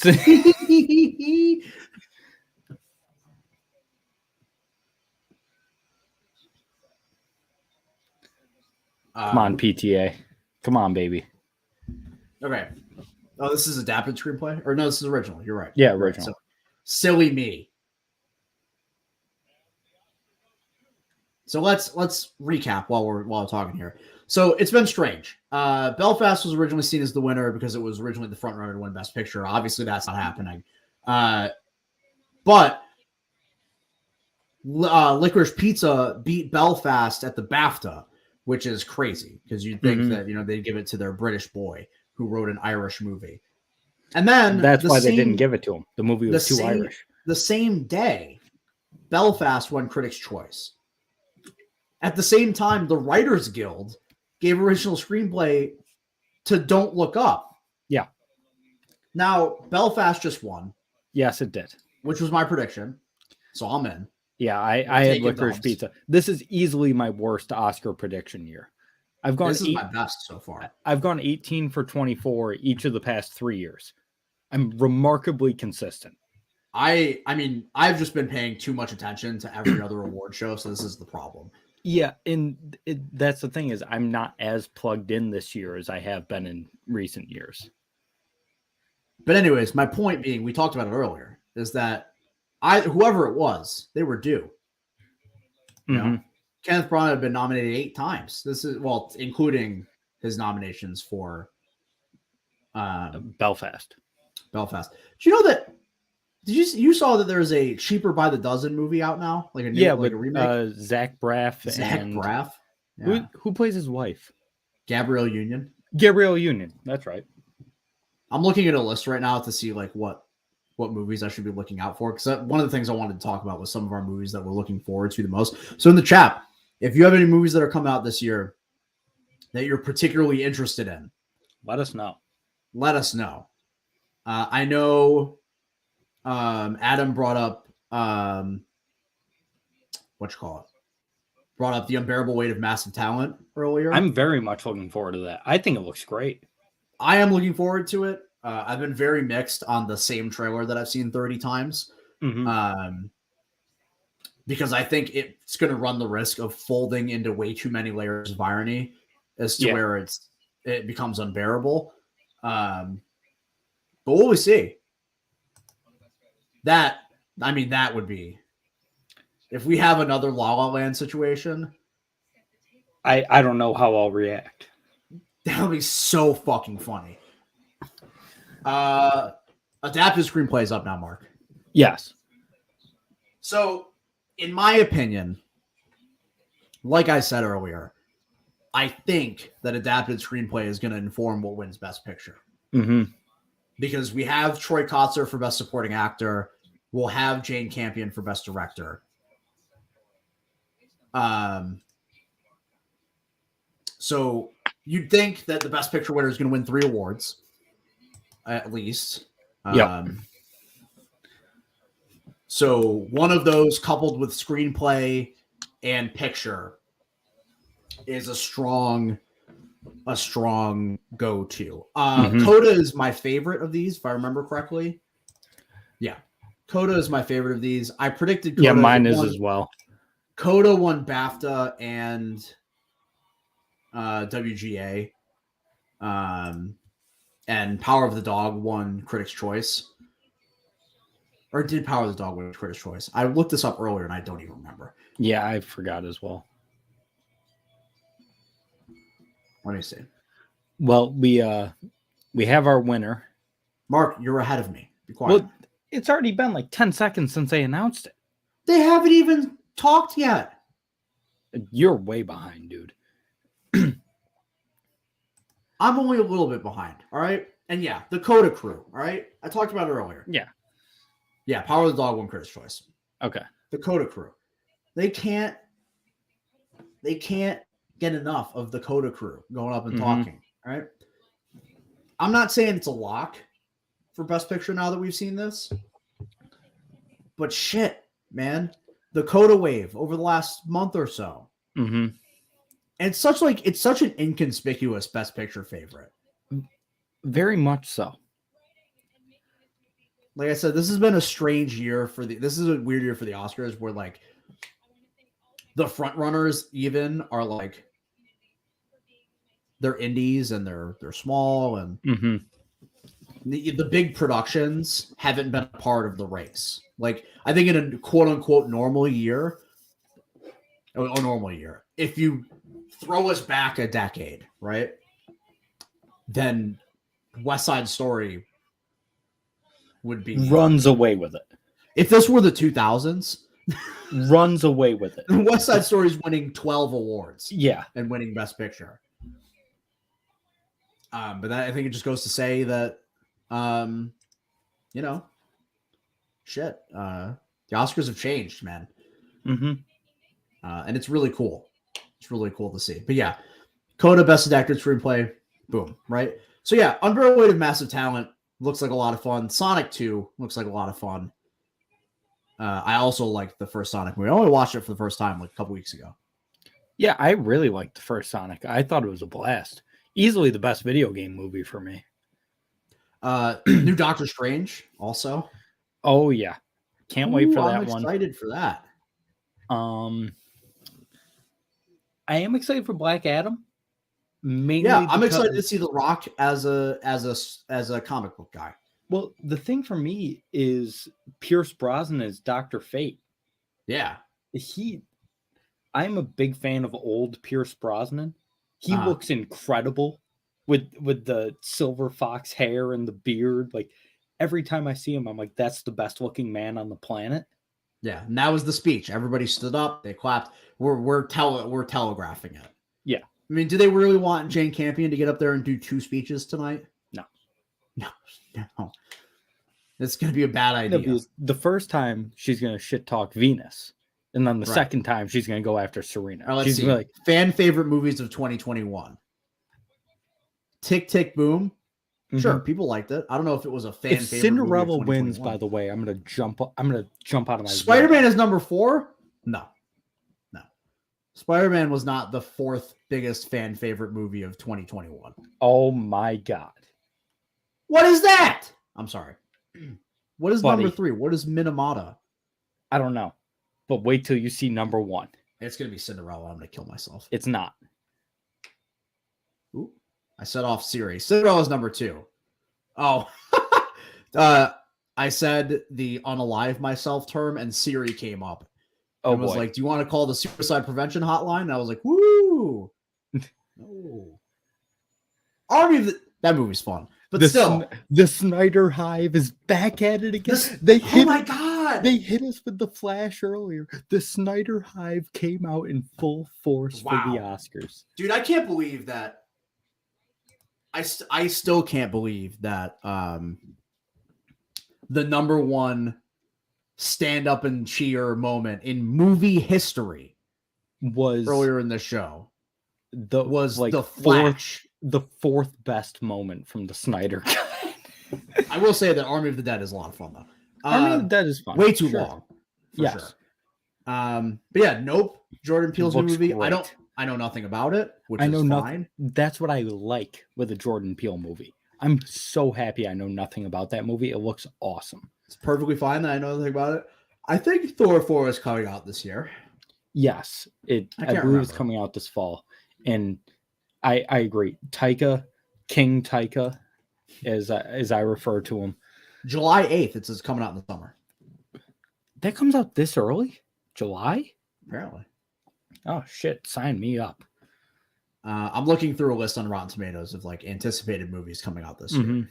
And it brought me back to something that we were going to mention earlier that I think we completely forgot was Baz Luhrmann's Elvis. Yeah, it was briefly mentioned earlier. Yeah. Yeah. I didn't know that movie existed.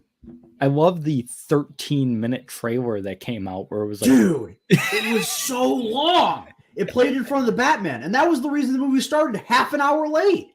Wait, because I believe it's like 9.5 minutes because they didn't play the full thing. No, it's like 2 minutes of trailer and then 7 minutes of Baz Luhrmann talking about it.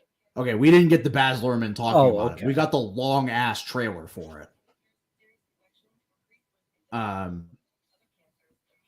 Yeah, I mean, I thought Ambulance looked pretty good until the Michael Bay stuff started happening. I was going to say, I thought you hated the trailer for Ambulance. Yeah, no, I thought it looked good until the phosphorus explosions started. Yeah. I just don't like Michael Bay. I'm sorry. Like, he's got a couple movies that, like, he's got 2-3 movies that I like. Mm-hmm.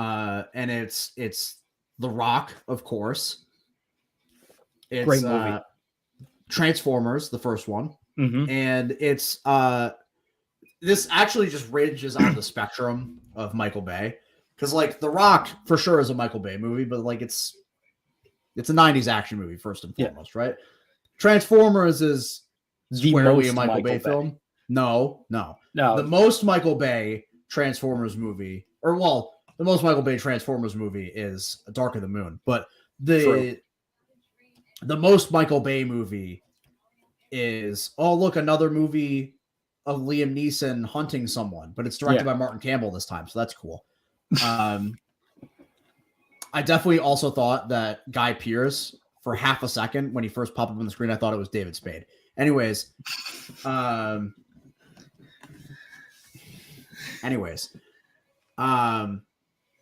the other end of the Michael Bay spectrum is a movie that I like because of how stupid and how Michael Bay it is.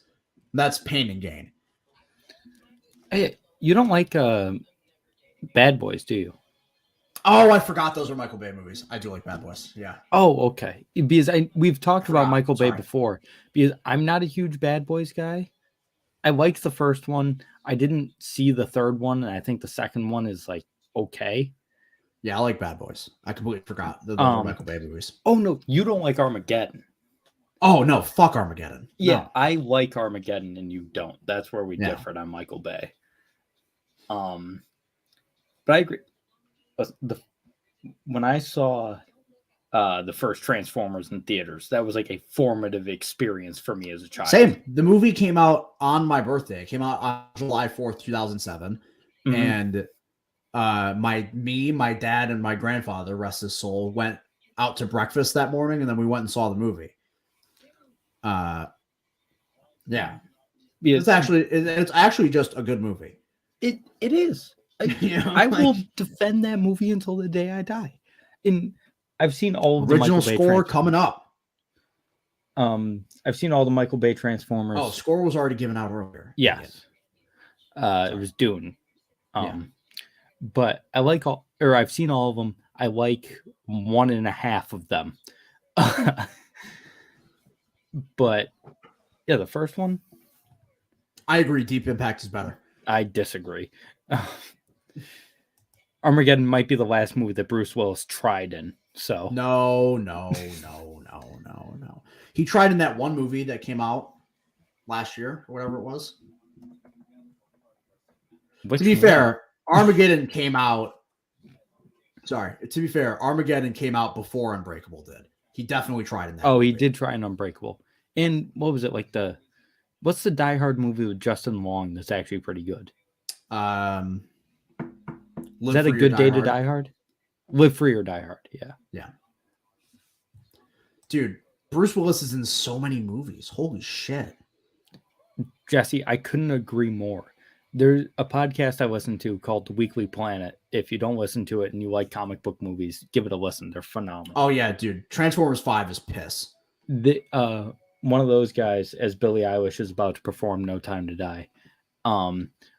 But Nick Mason from The Weekly Planet, his whole thing was, because that was during the whole, how Michael Bay had like the script team to write the scripts for Transformers movies. Yeah.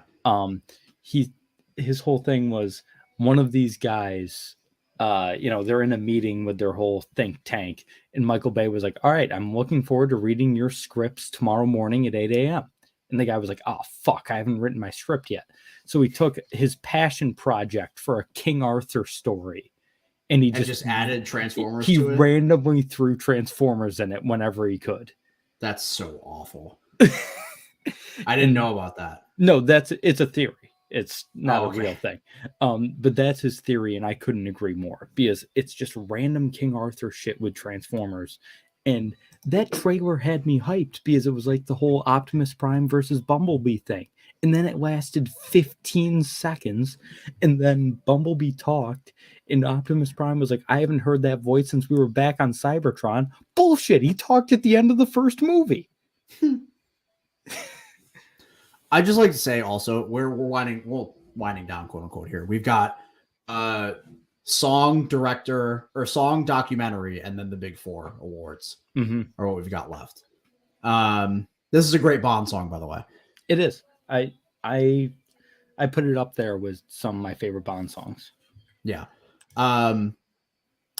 For those in the chat who know, what are your favorite Bond songs? We'll answer Adam's question first, or respond to Adam here first. What would a Knives Out 2 look like? It's just continuing the saga of Benoit Blanc. Okay, so it'd just be like a Poirot kind of thing. Yeah, it's just another. That's exactly what he's doing. He's doing a Poirot kind of thing, which I'm very excited for. Okay, like a Sherlock. I mean, Sherlock Holmes. It's the same damn thing. Yeah. Okay, I didn't know. No, it's different whodunits all surrounding around Benoit Blanc. Okay, which I'm totally fine for. We are out of the era of the famous whodunit guys. Skyfall is a fucking great Bond song. Skyfall is a great Bond song. It's incredible. One of my favorites. It is one of my favorites as well. It's not my personal favorite, but Goldfinger's up there for me as well. I think that's a great one. Well, Shirley Bassey. Live and Let Die. Obviously, Live and Let Die is one of them. Leah knows how much I stan Adele. And there are reasons for that, but I'm not going to get into it. But Leah knows I stan Adele. And Live and Let Die is one of them. GoldenEye is a great one too. How's about the Madonna one for It makes me want to jump off a building. Yeah. The one what movie was that one? The World Is Not Enough? Was that one? No, it was Die Another Day. Die Another Day. Because it's like that another day. Like Adam says Live and Let Die. Good one. One I think gets way too much hate. I like the Quantum of Solace one. Who was that done by? That was Jack White and Alicia Keys. Jack White, right. I'm looking at it right now. Yeah. That one gets so much hate. People, it's always listed as one of the worst Bond songs. I think it's really good. I don't think I remember a single thing about it. I'm looking at the list right now. I didn't know, because I don't remember half of any of this. But Caitlin, I couldn't disagree more. Writing some of the people who have done Bond songs. Tom Jones. Aha did a Bond song. Yeah, were they the Living Daylights? Yes. And then right beforehand, Duran Duran did A View to a Kill. A View to a Kill. Yeah, that's a great one too. Walk into the fire. Yeah, that's a good one. My favorite one, personally, by the way, is it Casino Royale? Chris Cornell. Yeah, it's "You Know My Name" by Chris Cornell. Yeah. Can't beat it. Can't also, beat that, John. Just because technically it is, and it has to be included. The original Bond song, that was the theme for Dr. No. Yeah. Writings on the Wall by Sam Smith is also a good song. The Craig Bond songs have just been good. Oh, okay. I don't like Writings on the Wall. You hate all our nine non-binary fellas out there? Not cool. Wow. Mark didn't say that. He didn't say that. I didn't say that. I said that. It was a joke. All right. Clarification. For legal reasons, that's a joke. I have multiple non-binary friends. What are we doing here? That's a joke. All right. Oh, anyways. They just showed this commercial. You might be seeing it now for this series about the making of The Godfather. I'm looking at it right now.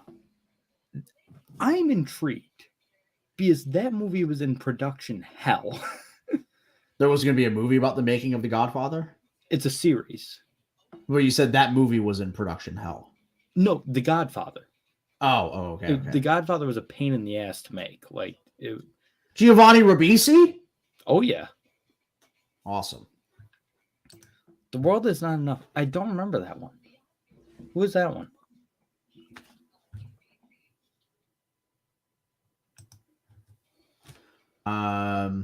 Garbage. The band Garbage. Oh. Yeah. No. Yeah. I was like, the band Garbage. It might be bad, but who? I'm not going to sit here and defend the fact that I like Taylor Swift tonight. There's nothing wrong. Taylor Swift is awesome. Caitlin is. Anywho, I've told you about Caitlin before. Caitlin hates the fact that I like Taylor Swift. That's not the point. Anyways, back to Baz Luhrmann's Elvis. This is where this all started. Yes. That movie looks bad, right? It looks very bad. Okay, just making sure. And I don't hate Baz Luhrmann. See, I don't like him. That's part of the reason why it looks bad to me. Because Baz Luhrmann is one of like the preeminent style over substance guys, and I don't like his style at all. I like The Great Gatsby. I like Romeo plus Juliet. I don't dislike his films by any means, but this one looks very bad. You a big Moulin Rouge guy? I forgot he did Moulin Rouge. Yes, that's a great movie. I love Moulin Rouge.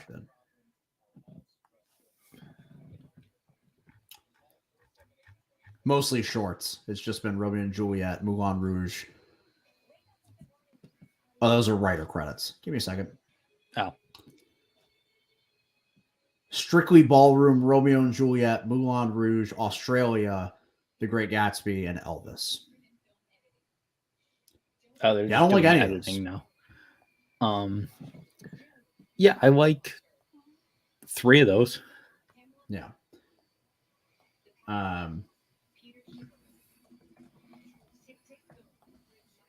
Anyone remember what the theme to One Tree Hill is?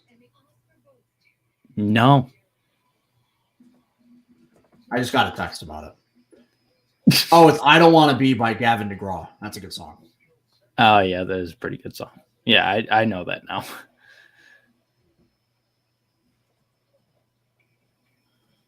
Sorry, I just got a text from someone that was like asking if or saying that the One Tree Hill theme is a top 5 TV theme. Oh, I was thinking of the theme to 90210. It's like I don't want to wait for our lives to be over. That one. I mean, TV themes. Jefferson's has got to be up there. No. I'm just talking about like 90s teen dramas. Oh, strictly 90s? Oh, boy. I know nothing about 90s teen dramas.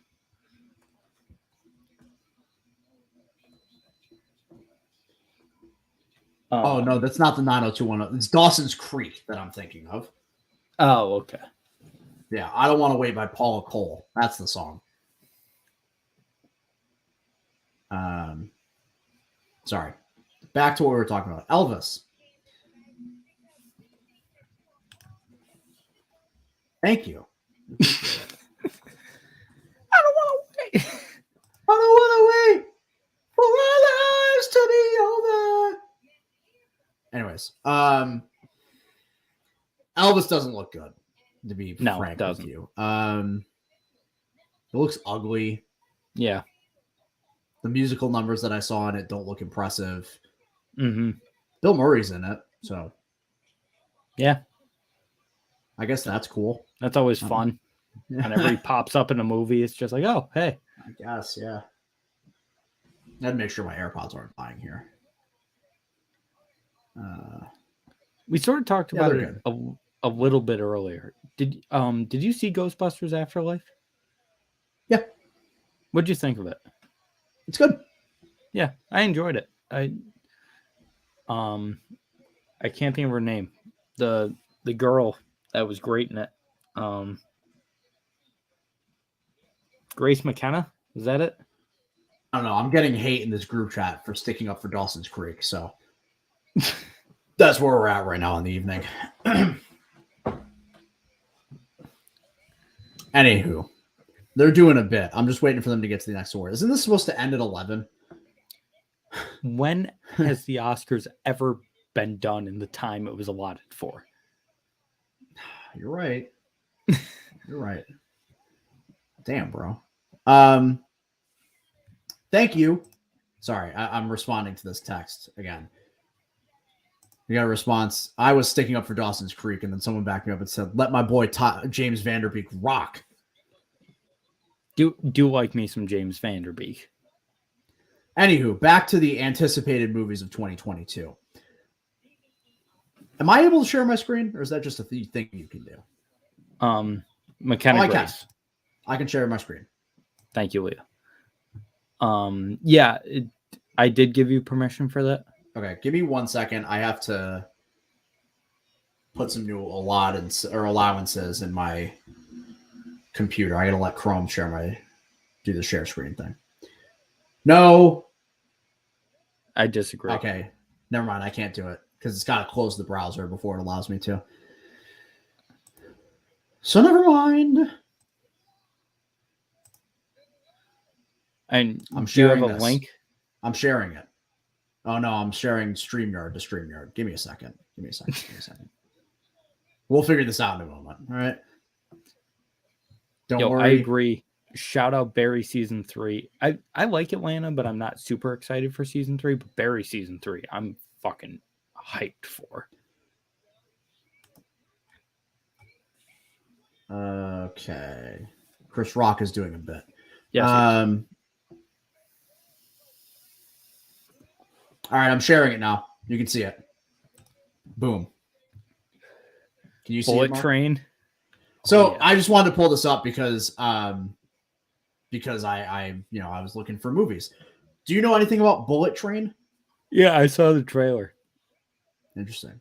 League of Super Pets, Across the Spider-Verse. Oh, Across the Spider-Verse. That might be, that's up there. Yeah. I forgot to be fair, my most anticipated movie of 2022 was The Batman. Mm-hmm. And then close second being Everything Everywhere All at Once. We already talked about the movie today. Also up there is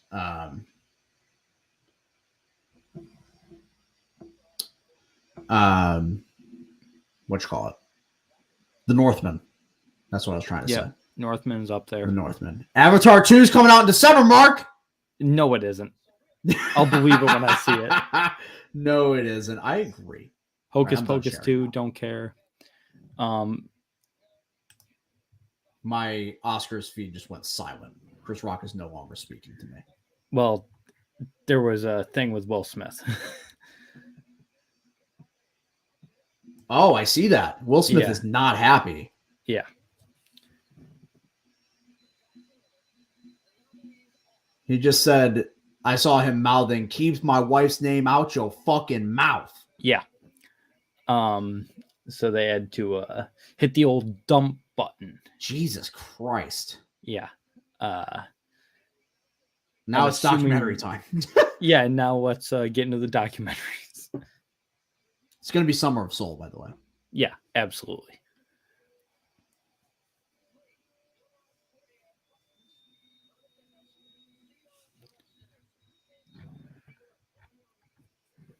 Yeah.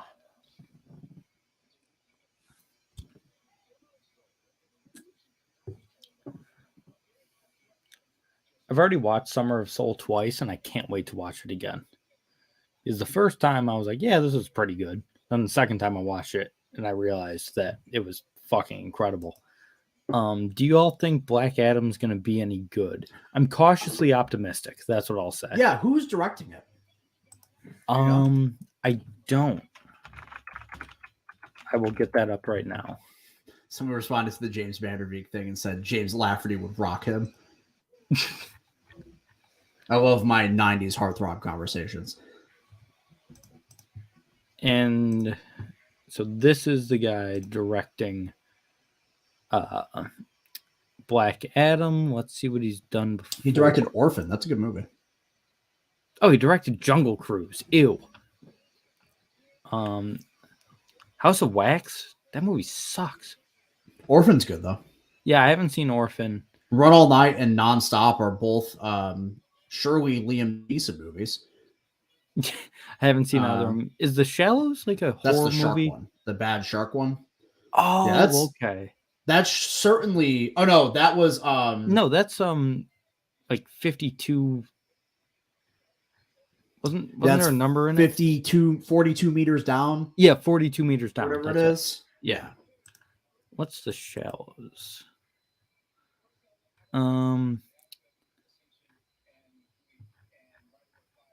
Oh yeah, that's the Blake Lively surfer one. Right. She's a surfer attacked by a shark. Okay, so I got a response forever ago about these popcorn M&Ms that I didn't see until just now. Mm-hmm. According to Thomas Angora, who's in the chat and the one who brought him up, they do taste like butter and nothing else, is what he said. Yuck. That's gross. That's not true. The Rock makes bad movies. The Rock does make bad movies. We just mentioned Jungle Cruise. Jungle Cruise wasn't that bad. I didn't like it. It was so bland. But no, Skyscraper exists. Skyscraper, yeah. San Andreas exists. Yeah. The Scorpion King, for the love of God, exists. Oh, yeah. Well, that was before The Rock was The Rock in terms of acting. No, it wasn't. No, he was one of the biggest stars in the WWE at the time. Yeah, that's why I said as an actor. No, it doesn't matter. The Rock has never been a good actor. That's not what matters. Charisma is what matters. Yeah. Also, I just want to say, I fucking love that Questlove is an Oscar winner. Oh, yeah. That's phenomenal. He should have it on his drum kit while he's drumming for Jimmy Fallon. Just have his Oscar sitting there. Oh, and here comes Tom. Yeah, forgot about the Tooth Fairy. And also the game plan. Oh, the game plan. I thought that was one with Vin Diesel. God. Is that not the one with Ice Cube? Oh my God. Let's see. No, I want the Rock actor, not the Rock movie. Thank you. P. Diddy's about to present. What's he presenting? I don't know.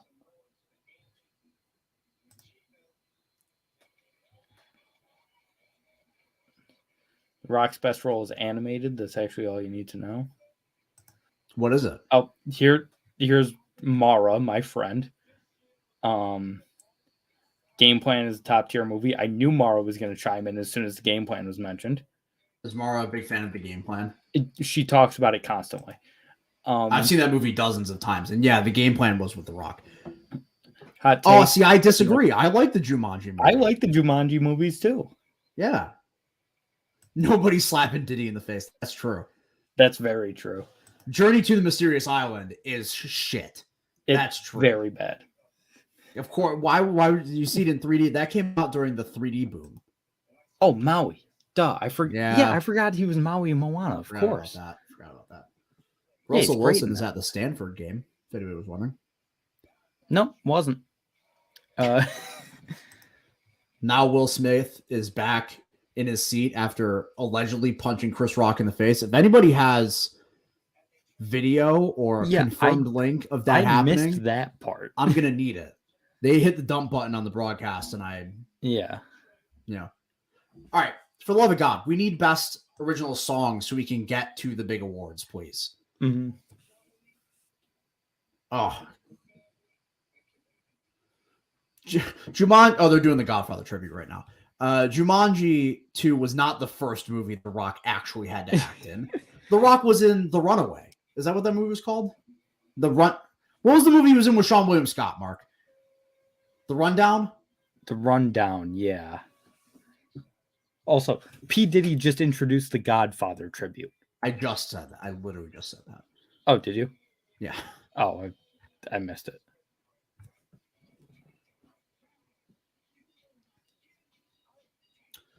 The Rock is in Fortnite Chapter 3. Does that count as acting?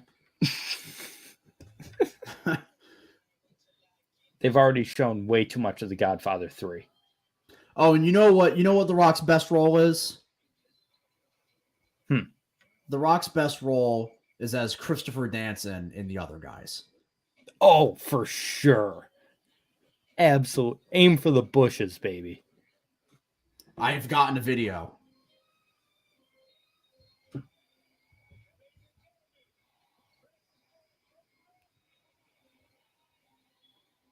Oh, he did. He did. I'm gonna send the. Why are they playing Kanye? I'm gonna send Mark. I'm gonna send this video to you. Send it on Twitter. Okay. Oh, so you can pull it up. Yeah. Yeah, I got you. Adam just sent it to me. He did hit Chris Rock in the face. I just want to say that, I'm gonna be very honest. Had you told me Francis Ford Coppola was dead, I would have believed you. Yeah. That's what I was going to mention. We got Francis Ford Coppola, Robert De Niro, and Al Pacino on the stage. A, the most Italian the Oscars have ever been. B, it doesn't get much more talented than those three gentlemen on the screen. All right, I just sent you the link on Twitter. Yep, I'm getting it up now. Yes, that was real, Jesse. Mark's going to pull it up right now, right? Because I just saw the video and whoo, I can't tell if he looked serious, but also Chris Rock looked perplexed. Let's watch it.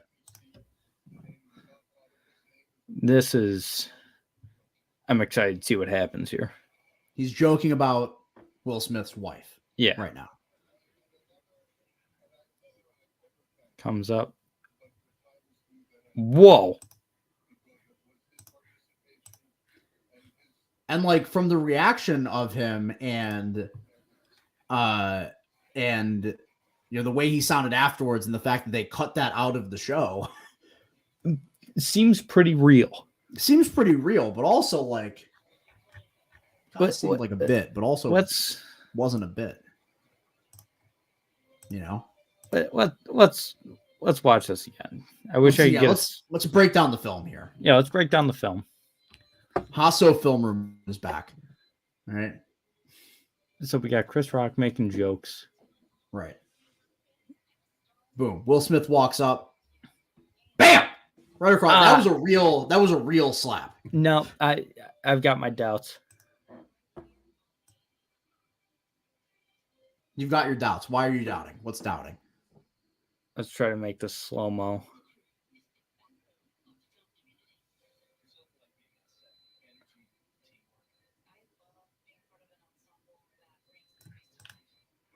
It seems like a stage slap. I don't know. I've got my doubts. I think that was planned. I think Will knew that Chris Rock was going to talk shit about Jada Pinkett Smith cheating on Will Smith with multiple women. Dude, the entanglements went crazy. Right? It was nuts. I don't disagree with Jesse. Yeah, for sure. Great as Muhammad Ali. And while making Muhammad Ali, he really mastered the stage slap/punch. And I think that's that's what he was going for there. I don't think that was real. Who was nominated the year that he was? What was that, 05? I don't know. Jamie, can you pull that one up? Jamie, you have it? Oh, Ali came out in 01. Tommy says that he thinks he made a joke about her alopecia, which, if that's the case, that's funny. But that is funny.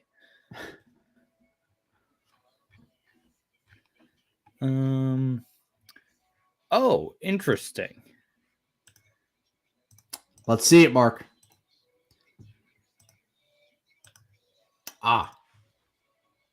Oh, I Am Sam, my favorite mentally handicapped performance. Awesome. So Denzel in Training Day, Russell Crowe in A Beautiful Mind, Sean Penn, I Am Sam, Will Smith, Ali, Tom Wilkinson in The Bedroom. I've only seen 3 of these movies. I've not seen I Am Sam or In the Bedroom. I just had to check to make sure my joke about I Am Sam being about a mentally handicapped guy was a joke. All right. That's a very funny joke. It's funny, but like, it's unnecessary. Anyways, the first thing I look up because I was trying to make sure that my joke about I Am Sam being about a mentally handicapped guy wasn't wrong. Mm-hmm. And the first thing that comes up when you Google I Am Sam is I Am Sam offensive? Oh boy. So I think I'm right on that one. So we're here.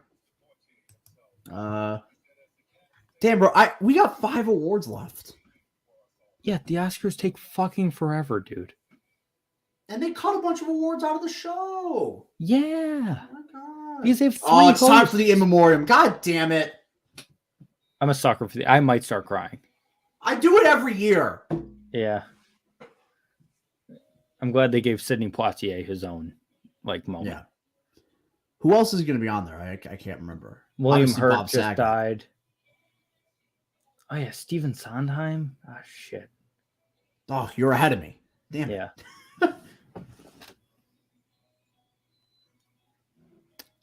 Ned Beatty. Oh, fuck.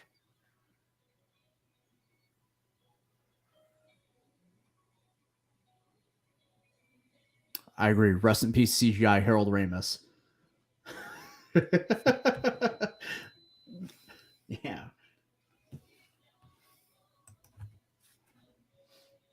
Michael K. Williams, that's right.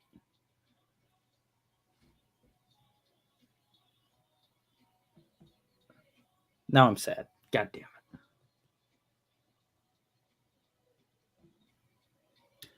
Yeah, man. They're doing the in memoriam right now, and Mark is sad. I am sad. This is difficult to vamp through because I'd like to watch it, but also Mark is ahead of me, so we can't talk about it at the same time because he's seeing stuff that I'm not seeing. Yeah. And also, I don't know what to talk about. A lot of people passed away. Oh, man. And also, the in memoriam segments always take 10 fucking minutes. Yeah. That's going to come off as insensitive. This is a thing they should do every year. But geez, man. This thing takes forever. Also, Mark, did you know that the Grammys are next week or 2 weeks from now? No, I had no idea because I don't care about the Grammys. I was looking at it earlier today and I completely forgot Richard Donner. God damn it. I completely forgot that I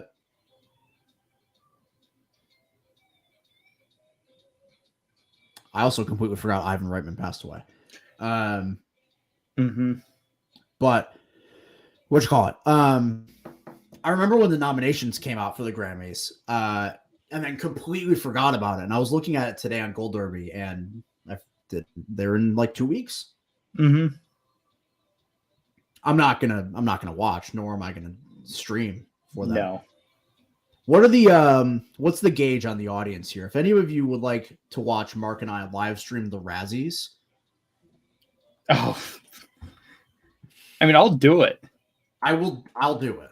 Yeah. I don't know when it is or how to watch it, but. Oh, they've already happened. Oh, they did? They were 2 days ago. Oh, damn. Will Smith won the Redeemer Award, which I assume is someone who's previously won Worst Actor doing something good. Yeah, that's something won Worst Actor for After Earth.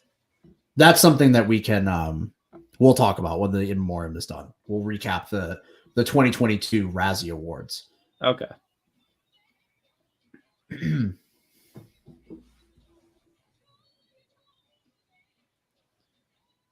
forgot about Melvin Peebles too.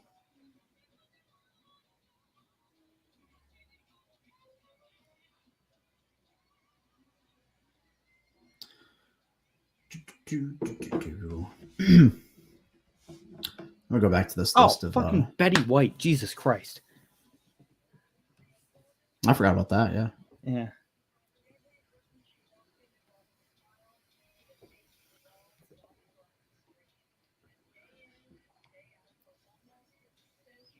Oh, you know what? You know what's coming out this year Hmm. that I would like to see, that I cannot wait for? The live action Pinocchio, directed by Guillermo del Toro. Yeah. There's like 3 Pinocchios coming out this year. Have you seen the Pauly Shore one?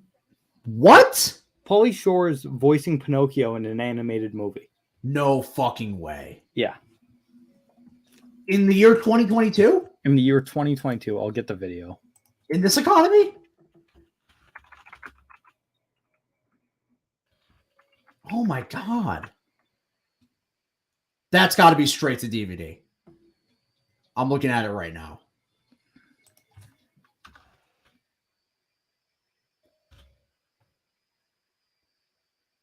John Hader is Tybalt. This movie, no shot. This movie came out in the year 2021. Yeah, it already exists, but John Hader and fucking Pauly Shore were in a movie together in the year of our Lord 2021. Mm-hmm.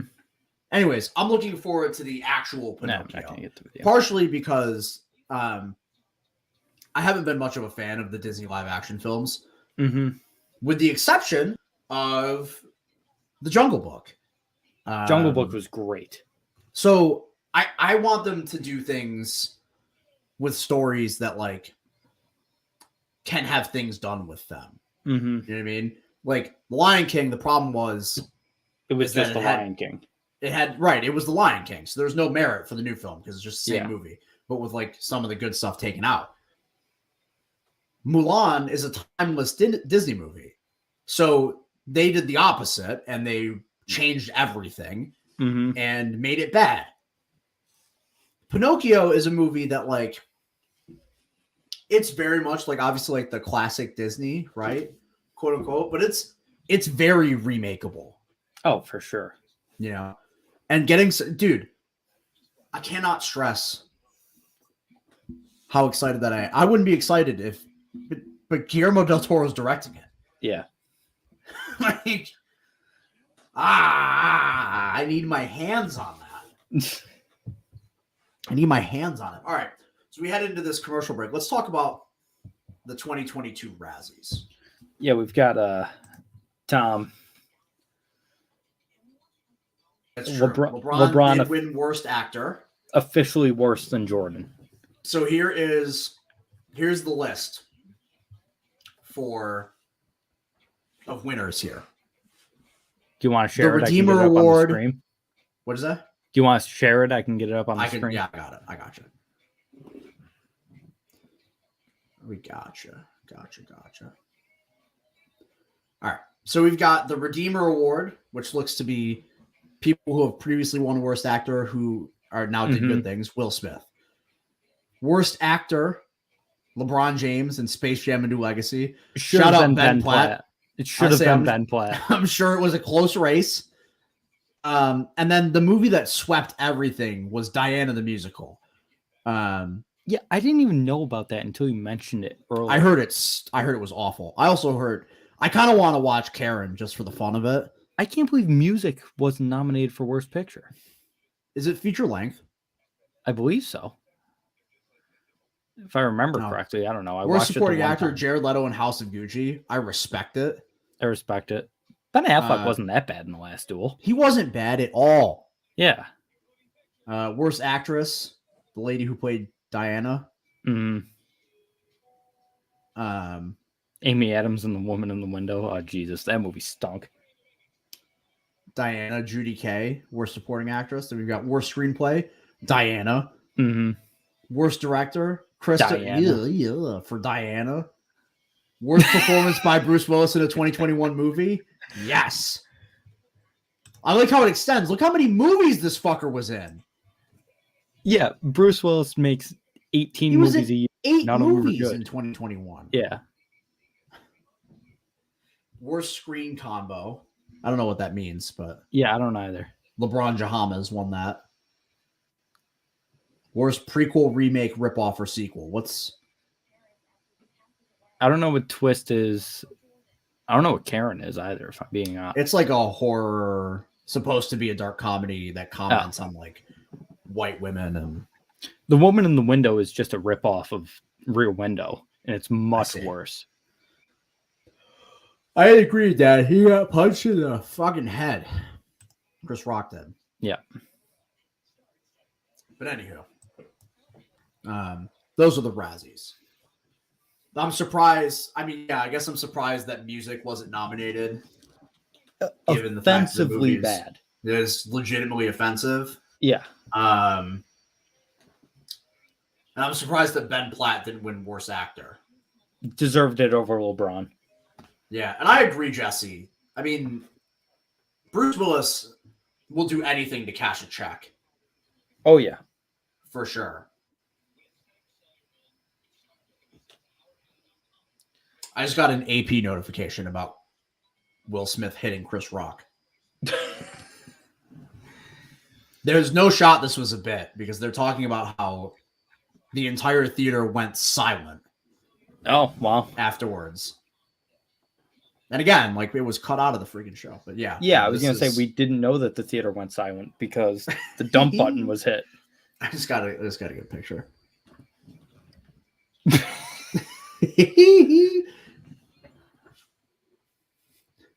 Someone else in the group chat said Chris Rock has a chin. Dude really took one, yeah. We got a production design coming up. They haven't given that out? Oh, it was one of the pre-show ones. Why? Why? Dude, come on. The worst part is the rest of the awards are so freaking predictable. Yep. Okay. Mark, how many new releases have you seen in... Mark, I texted you a link for an uncensored version of the slap. Mara, if I wasn't using my phone as my webcam right now. I mean, I thought that the link I sent you was pretty uncensored. I only slapped him. Yeah, but I think it's the aftermath, like when they did. Oh. Yeah.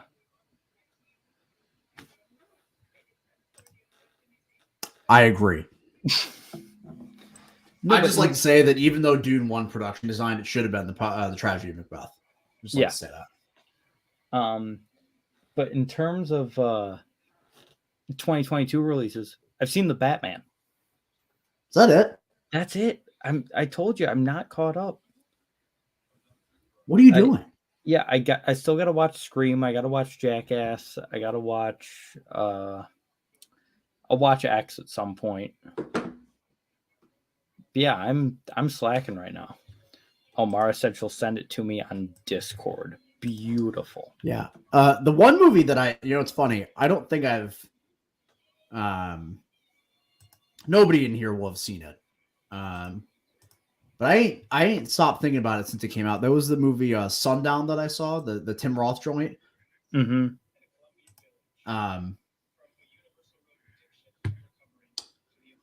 That's a movie that I still haven't quite wrapped my head around.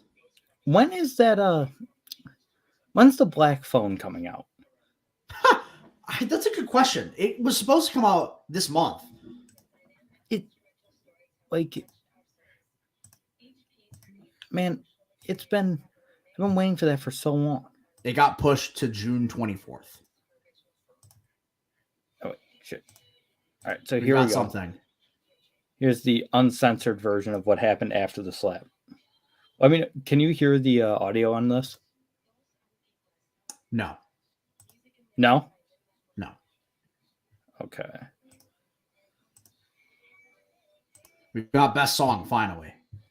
Yeah. Thank God.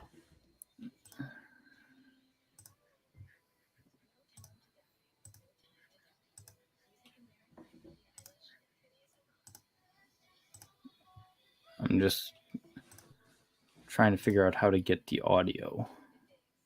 One thing about original song is that I'm kind of surprised that Guns Go Bang wasn't nominated. Oh yeah. From the hell is that movie? Mark, what movie was it? Sorry, I was listening to the award. What was the question? The movie. For Guns Go Bang? Yeah. Harder They Fall. Right. Oh boy. Oh, I forgot about that. Oh my God. Oh no. Will Smith is going to have to get up and accept an award at some point tonight. Jeez.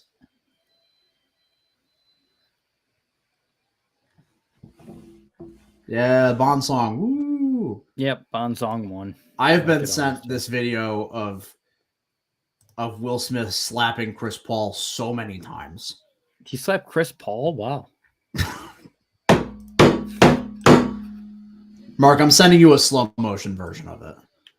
Okay, so we might be able to.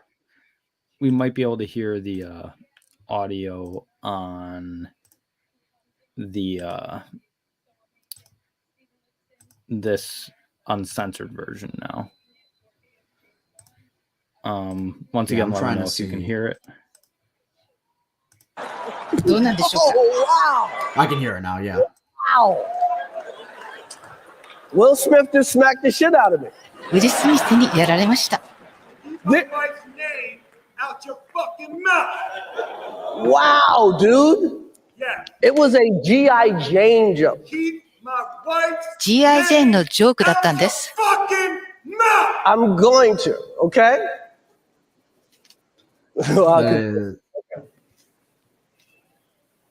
That was a greatest night in the history of television. テレビ史上最高の場面。 Wow. That was uncomfortable. Very uncomfortable. And yeah, that was very uncomfortable. The Bond song is always, I mean, a good Bond song is always a win. Strong contender for best song. It's like a Disney movie putting out the friggin' yeah, you know what I'm talking about. Yeah. Speaking of which, animated. I'm looking at it now. You Know My Name wasn't even nominated for Best Original Song. Yeah. What the hell?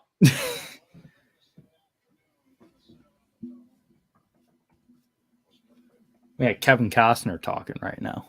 Yeah. So the 2007 Academy Awards, you know what was nominated?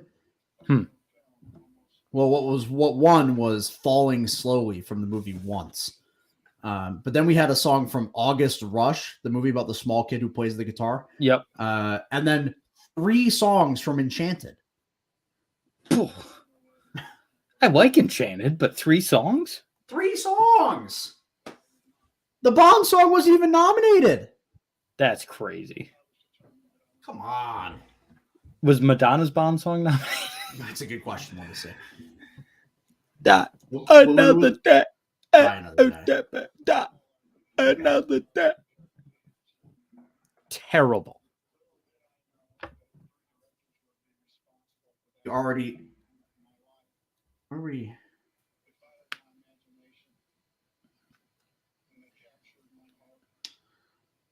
No, Die Another Day was not. Thank nominated. God. But what was nominated that year was Accidentally in Love by Counting Crows from the Shrek 2 soundtrack. So hell yeah. Yeah.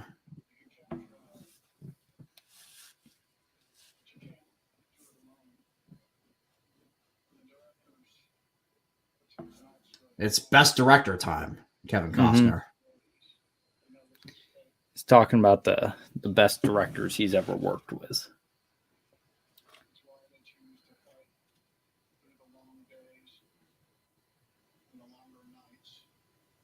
For a man who always oozes charisma in his roles, huge lack of it right now in his presentation speech. Damn. Directors, Kevin Costner be hitting. Facts. Then it'd be really sad if Will wins, but everyone's only going to remember that moment. That's definitely what's going to happen. Yeah, well, I just texted his own Oscar night. Someone asked me if it was real or not, and I said we'll see when he wins the Oscar. Yeah. If he just goes up and gives like a normal ass speech, whatever, then I'm gonna be a little A little I'm gonna sus. stroke the chin a little bit. Yeah. It's gonna be a little sussy baka. Yeah. Dude, Kevin Costner's been talking for 20 minutes. Yeah, with zero charisma, like I said. Why did they just give him a 9-year monologue? Anyways, anywho, I lost my train of thought. This is too We were busy talking Will complaining. Smith. No. I had another thought that I completely forgot. Candidly, as much as I like Licorice Pizza, I kind of would have liked to see Spielberg win. Director. I would have really liked to. I would have really liked to see Spielberg win. But he didn't. Yeah, Jane Campion won, which we knew. It was which we knew. Coming, but folks, if you want to hear a speech, no. I got. Oh, that's what I was gonna do. I was gonna reset because we're at 3 hours. That's right. What's up? It's the Hot Soap Podcast. Make sure to like the stream, subscribe to the channel, follow us on Twitter.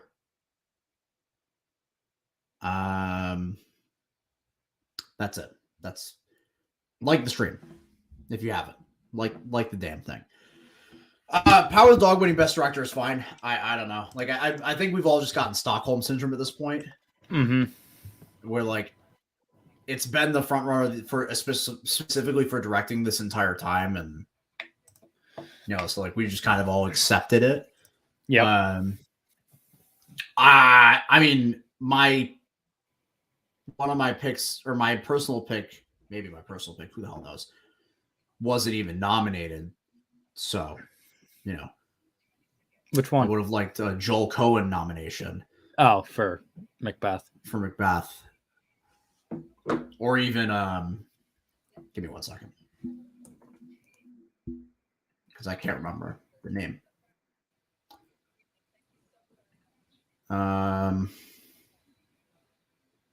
A Michael Sarnowski nomination on a good year. Pig? Yeah. Yeah, okay. How you direct a movie like that in your first feature, I have no idea. Yeah, I mean, we're also severely lacking a Nick Cage actor nom. So. Yeah, well, Nick Cage actor comes first and foremost before a director nomination. Yeah. For our boy, but no, I'm fine with Power of the Dog winning Best Director. I liked the movie more than Nunez did. I thought it was great. Yeah. I expected Campion to win it. I'm fine with Campion winning. I thought it was a very well directed movie and certainly deserving of an Oscar in a year like this year, which was kind of weird. There are years where she certainly wouldn't have been even in consideration, but I think this year that I think it was a strong pick this year. I would have liked to see Paul Thomas Anderson or Spielberg win it. Those would be the two I would have wanted to win it, but I really liked Power of the Dog. I thought it was a great movie and very well directed, so I'm fine with it. They're doing Best Actor when they come back, and I don't know if you just heard that, but they're doing a Pulp Fiction reunion for Best Actor. John Travolta at the Oscars in the Year of Our Lord 2022. Adele Dazeem. John Travolta, Sam Jackson, and Uma Thurman. My dad just sent me, he's watching the stream. All right. Mm-hmm. He just sent me the video of Will Smith smacking Chris Paul. My stepmom just sent that to me. Chris Rock. My stepmom, who I'm assuming he's sitting right next to, just sent it to me like 2 minutes ago. All right. We've already watched it like 3 times. We have also already watched it like 5 times on the stream. Chris Rock. Of all the people that you could randomly say, the point guard for the Phoenix Suns. Chris Rock. Have you watched Winning Time? I'm going to be honest. All of these Peacock originals look bad. Yeah. Like Peacock doesn't look like they're doing the good thing. No, they're not. Like this Joe versus Carol thing looks like garbage. Partially because like I'm so over Tiger King. Everyone is. I was only only over a thing King, because of the like, pandemic. I was over Tiger King like 2 days after I watched it. I didn't even watch the full thing. I watched the first like 2 episodes and I was like, I don't get it. Like, I don't get why everyone loves it's pretty this so interesting. much. I prefer It's my interesting, documentaries to be but- about some crazy shit. So I thought it was fine. I didn't get all the hype. yeah, I don't know. But anyways, I've I've actually heard Bel Air is good. I will say I've heard it's good, but I refuse to watch it.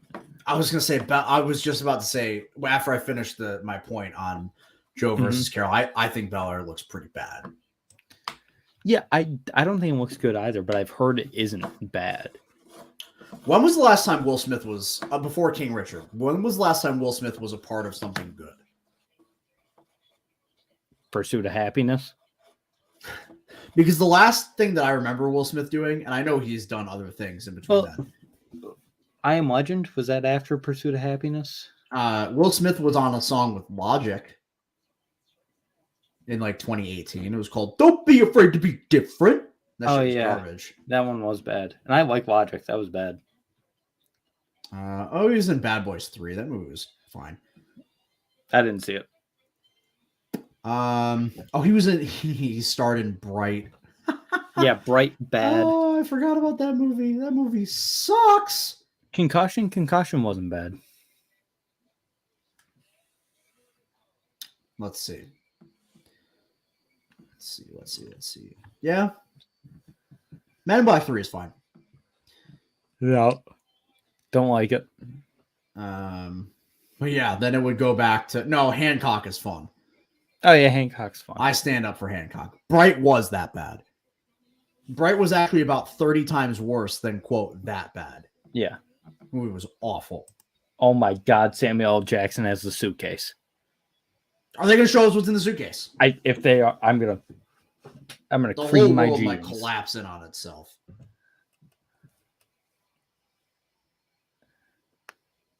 I will say Travolta looks great with the shaved head. Bald Travolta, the best Travolta. Yeah. I mean, I prefer him with a hairpiece, like in the 2019 classic, The Fanatic, directed by Fred Durst. Makes me want to throw up. Uma Thurman is in something coming out soon, right? I think she is, a trailer. I want to say. Let's see. Travolta's been doing the twist the entire time. Hollywood Stargirl? No. I don't know. Super Pumped? Looks like a She's Bond in villain. that. She's in the Showtime show about Uber. Oh, that's right. Yeah. Yeah. Bald Travolta does look like a Bond villain. He does. And I would love to see Travolta as a Bond villain. The wickedly talented Adele Dazeem. Getting that name so wrong, dude, it's so is funny. so funny. How you get Adele Dazeem out of Idina Menzel makes no sense. I'll never understand it. Oh, I get it. What's in the suitcase is going to be who wins Best Actor. It's going to be Will Smith is in the suitcase. His whole body is actually in the suitcase.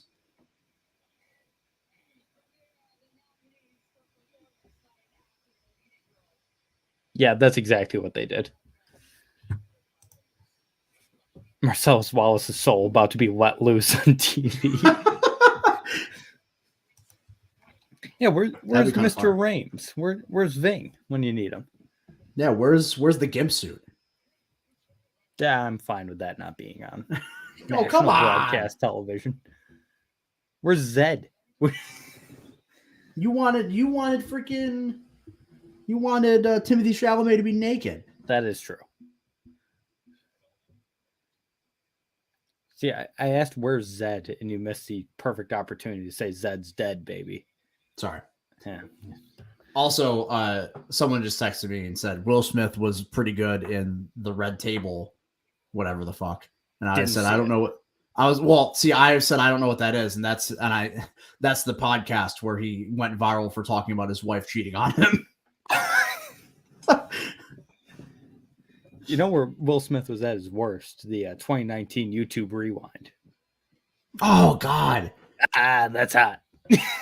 he was in that. Oh, that was the year that finally killed the replay. Yep. Oh, dude, I love Oscar clips where actors yell. It's the only thing they ever do in movies. They yell so much. Yeah, that's all acting is just yelling. Actually. Yeah, it's talking quiet for a bit and then yelling. That's what every Best Actor winner from 1948 to 1978 won for. That's what they just showed with the Bardem and Cumberbatch quips. And now Andrew Garfield is doing slam poetry or some shit. Yep. That's all it is. All acting is yelling. Oh, and crying. He's crying too. Acting and crying. Or yelling and crying. Those are the two things that you do in acting.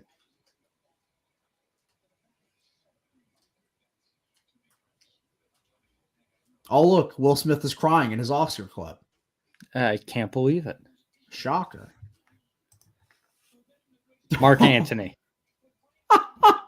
Mark Antony.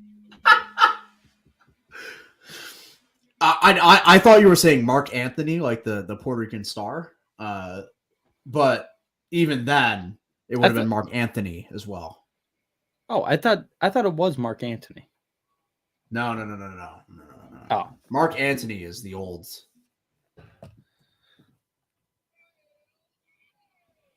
Mark Antony was the former Roman politician. I always get the two confused. Mark Anthony has the voice of a fucking angel. True. Hey, look, it was a clip where Denzel Washington was yelling. Yep. Woo! Do you think that's why Kristen Stewart's not going to win Best Actress because she didn't yell enough? Maybe. And like Jessica Chastain had makeup on and she yelled and cried. So like, yeah, she cried in makeup. That's this is a damn lock. Speaking of a damn lock, I can't tell if this Oscar is. I don't want to. I mean, to me, I will say, to me, it's been more predictable than any other year. Partially because I've been so well plugged in with how things have gone in recent months. But I've only gotten one award wrong so far. Yeah, like I said, this is my worst prediction year ever. I went for too many upsets. I should have gone with chalk. And that was animated short. Now, to be fair, I could be upset with actress and picture, but yeah.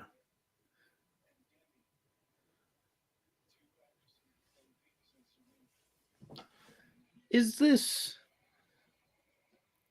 a makeup Oscar? No. Like I don't think so either, but I feel like people are going to call it that. There's no reason to. I have no, even if I don't agree, I have no problem with someone saying this is the best performance of the year. Yeah, I liked it the most as a performance out of the 5 that were nominated. Yeah, I mean, if Nick Cage was nominated, I would have said he should have won. But sure, yeah. But we but don't live in a perfect world, Mark. Yeah, out of the nominations, Will Smith for sure. Yeah. Is Will Smith going through his Kanye Jesus arc? Ooh, because all he's talked about in his speech so far has been on his calling from God. Yeah. Dana White and Dan Blazarian mixed together. That's gross. Where's Connor when you need him? That's the most deplorable human to ever exist if you mix those two together.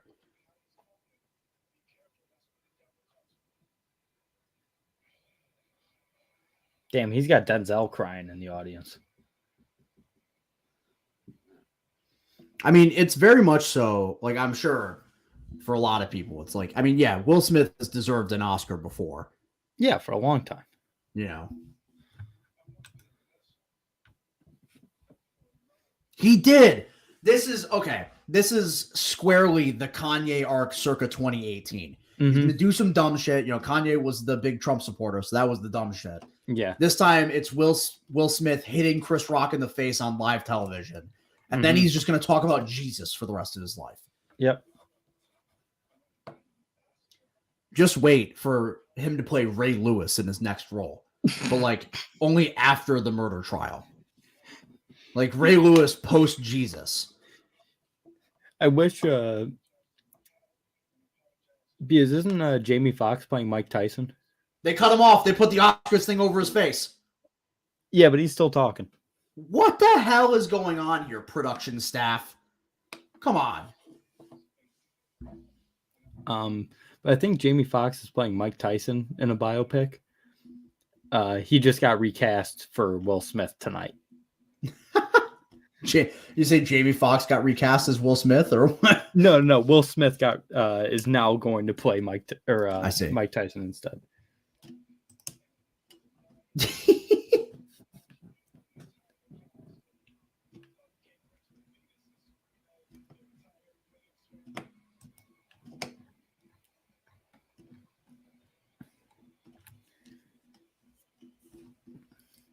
Yeah, I mean, like I said, I shouldn't have gone so chalk.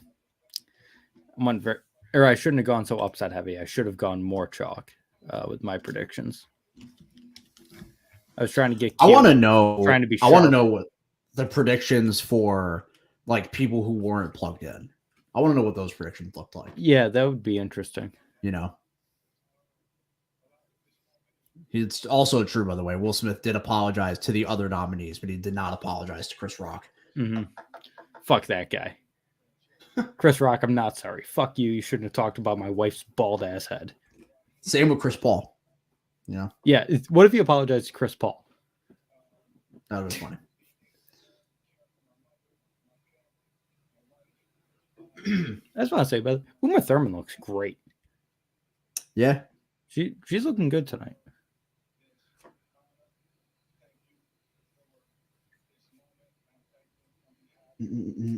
What do you think, other than what do you think Zach was the what was your, other than Nicolas Cage, what was the biggest snub this award season? Ooh, that's a tough one. I would have liked to have seen. I don't know, man. I mean, realistically, Nick Cage is the egregious one. And got a Zach 100%. He did just apologize to the Academy. Yes, he did. I don't think there were a ton of massive snubs this year. Unless I'm forgetting any. One that sticks out to me that I would have personally liked would have been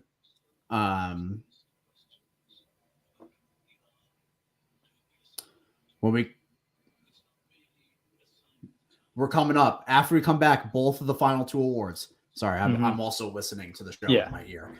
I would have liked to see a original screenplay nomination for Sean Baker for Red Rocket. Oh, there's another one for Best Actor. I would have liked to see Simon Rex. Yeah, that's kind of cooled down. Yeah, but I really liked him in the movie, so I would have. But the thing is, I don't know who I would have taken out. Exactly.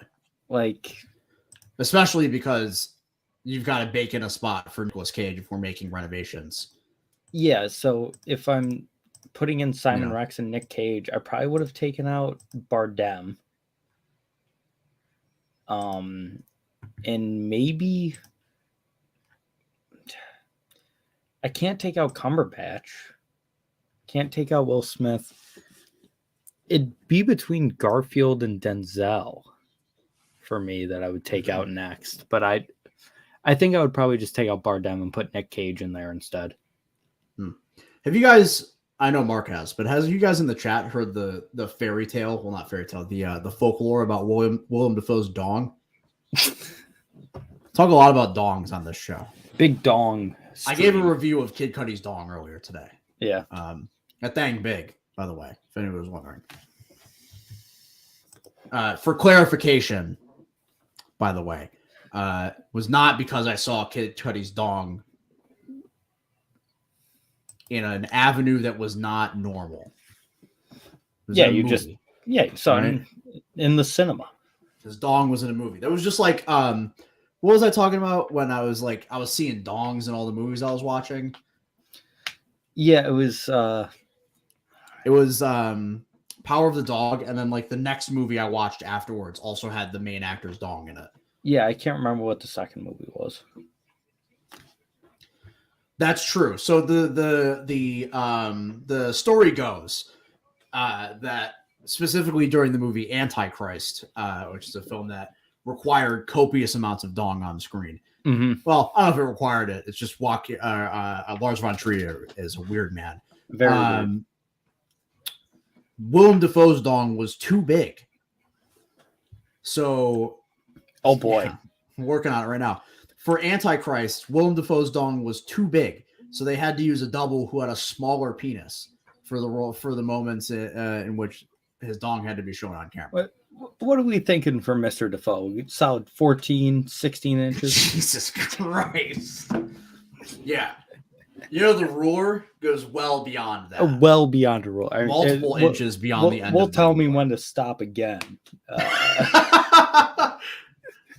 Keep going. And we're just guessing here, but yeah. I'm something of a porn star myself. They're doing makeup. They got to cut to the makeup thing, which is, you know, what's funny? The Oscars before have done the give makeup to a comedy thing. Mm-hmm. I kind of wish they gave it to Coming to America. That would have been pretty good, yeah. Have you seen Coming to America?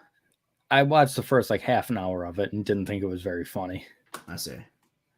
I haven't watched it. I was just asking. Yeah, it was fine. I don't know. It's just, it wasn't as funny as the first one, which I shouldn't have expected it to be, but.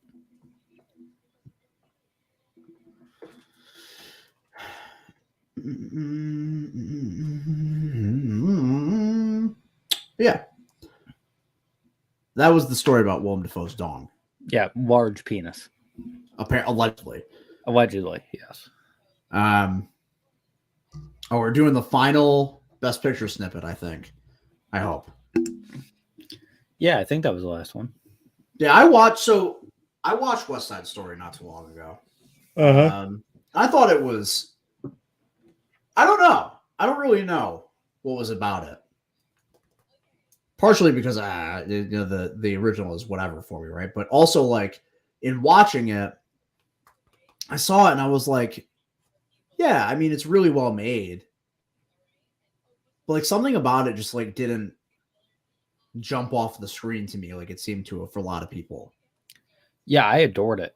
I thought it was excellent. And I really don't like Ansel Elgort. That was the extra aspect of like, ooh, yeah, they got this guy to be in the movie. Yeah. Well, it not even just because of that, which obviously he's a piece of shit, but like, outside of that, I've just never really like, even in his best, like I love Baby Driver and I don't really like him in it. Like, I've just never really been a fan of his, and I thought he did a great job.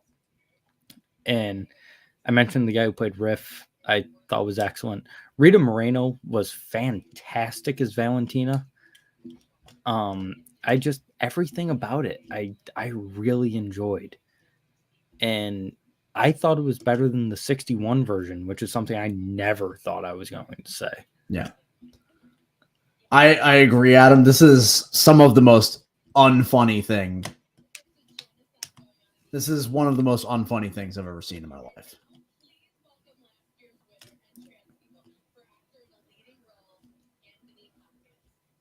She just said something about Ukraine and trans people.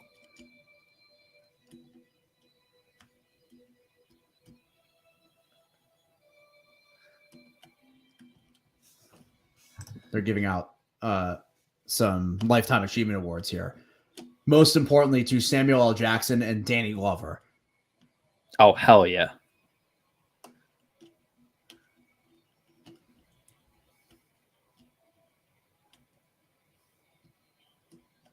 Yeah, that was an awful, awful bit.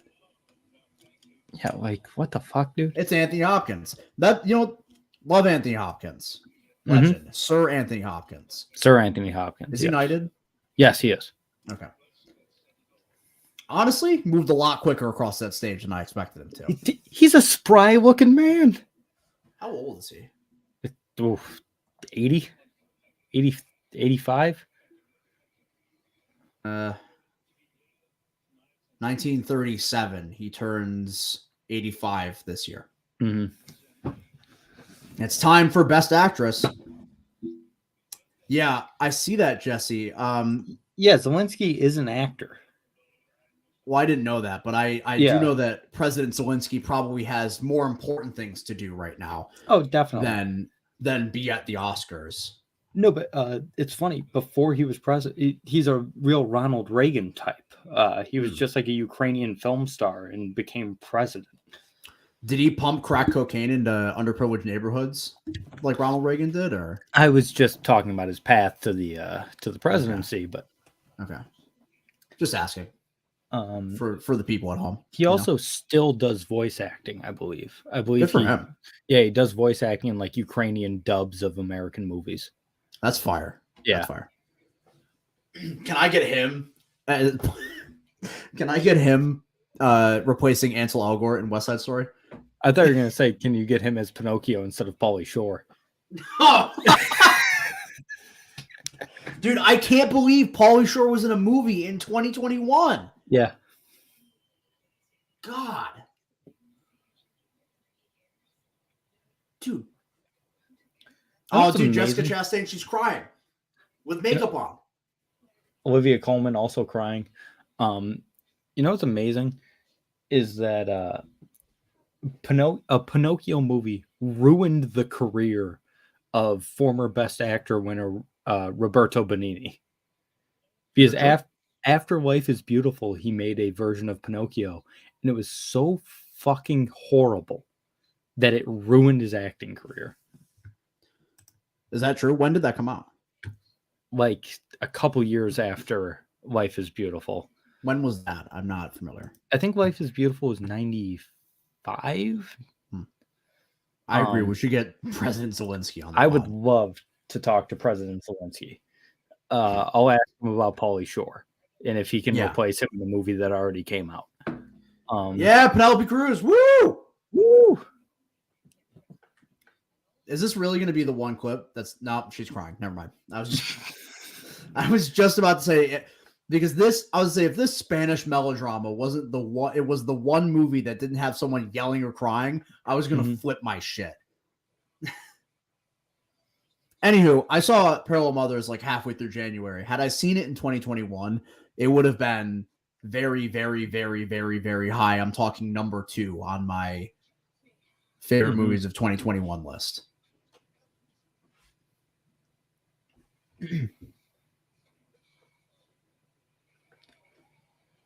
Just about to get to Best Actress. Kill, says Nicole Kidman.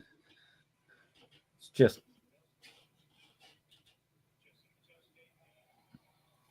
and then the People's winner, Kristen Stewart. Mother effer. She was great. It is kind of amazing that Kristen Stewart is now an Oscar-nominated actress after... No, don't say it. Don't say the thing. Don't say it. No, because we agree on that. That it's ridiculous that she got such a bad rap for the worst script ever written. Exactly. This is the same thing with the Batman. Right? Yeah. Like, I was hyped to have Robert Pattinson cast as Batman. Yeah. Ridiculous. Also, in very unshocking news, Chalk happened again. Yeah, it was another she's due argument. Jessica Chastain, this is her 3rd nomination for Best Actress. Has Kidman won? No.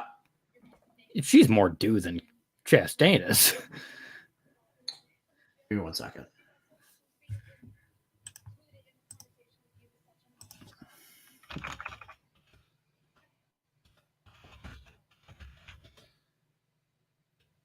Nicole Kidman age. I just want Nicole Kidman. Yeah, Jessica Chastain had been nominated for The Help and Zero Dark 30. And then Nicole Kidman. Oh, yeah, she won an Oscar. Oh, she did? Yeah, Oh, she who was won. the one? Who else? Oh, The Who else Hours was nominated? in 2002. What, this year? Yeah. It was Olivia Colman. And Penelope Cruz. Penelope Cruz, right. Give me 1 second. Yeah, I don't remember what I was thinking of. There was something I was watching earlier that was like, oh, she's also due or whatever. I can't remember. Because Olivia Colman is also won Best Actress. Yeah, she is. For is that The Favorite? Yeah, for The Favorite. I'm surprised Meryl Streep wasn't shoehorned a nom for Don't Look Up. Dude, most of her nominations have been shoehorned. So remember when Meryl Streep won the Oscar for Into the Woods? Oh, she when did, that happened, didn't she? Oh my god! A hot take: Meryl Streep is a good actress. I mean, an absolute legend. She's been nominated way too many fucking times. She is not that great in a lot of those movies. Oh, I'm sorry. She did not win for Into the Woods. Oh, okay. Yeah.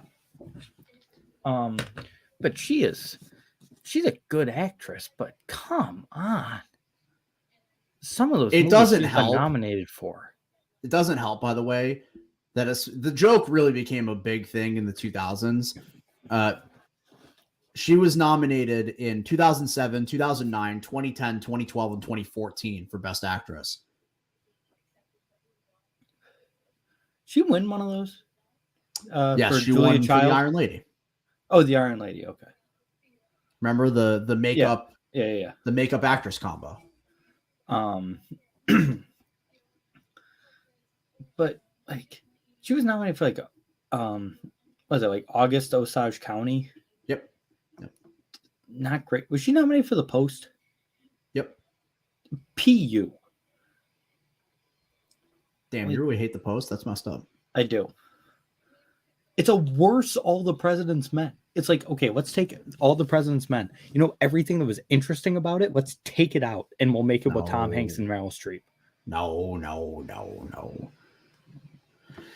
I disagree.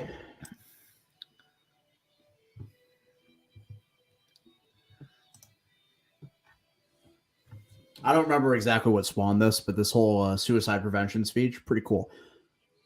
Yeah. Is that how Tammy Faye passed away? Did she kill herself? Yeah, I believe she did. I have no idea. I haven't watched the movie, so. I didn't finish it. I watched like 45 minutes of it. It's on Hulu. I'll check it out. Yeah, I had something going on where I couldn't finish it.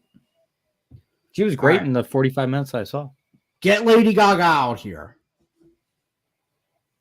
Give me Best Picture. Yes. Let's do Liza Minnelli. Woo! Yeah. I love this. What is Liza Minnelli won for?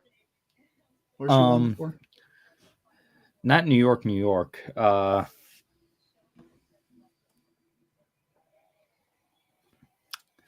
can't think of what it was. I'll get it up. She's won Best Actress twice. Or no, she's been nominated twice. She won for Cabaret. Cabaret, duh.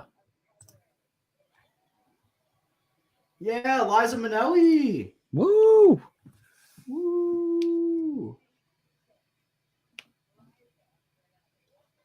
Mark, I've got a picture for you that I'm about to send you on Twitter. Okay.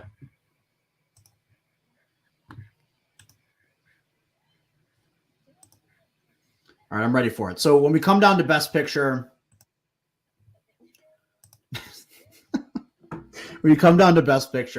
it's a race between two, basically. You have Power of the Dog, which was kind of a front-runner-y thing for the longest time, but at this point only has director. Mm-hmm.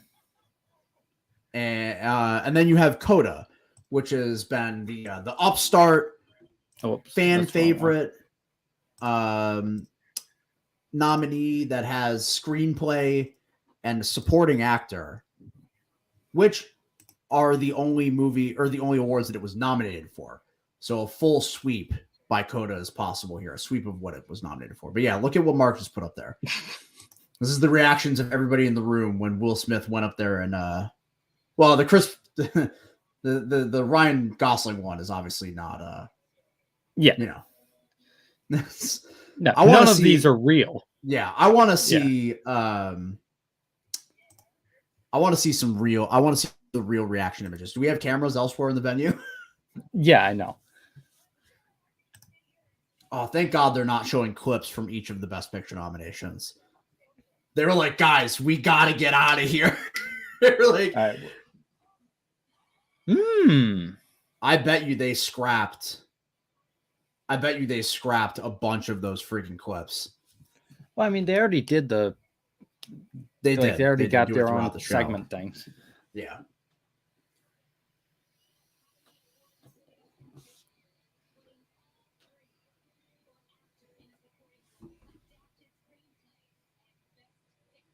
Did they already do? Yeah, I'm just not spoiling herself? No. That was something else. Oh. Yeah. Coda won Best Picture. Coda won. And here's the thing. They're going to go up there. They're going to be like, oh my God, we were never supposed to be here. And you know what? Great for them. Honestly. Great for them. Yeah. Really.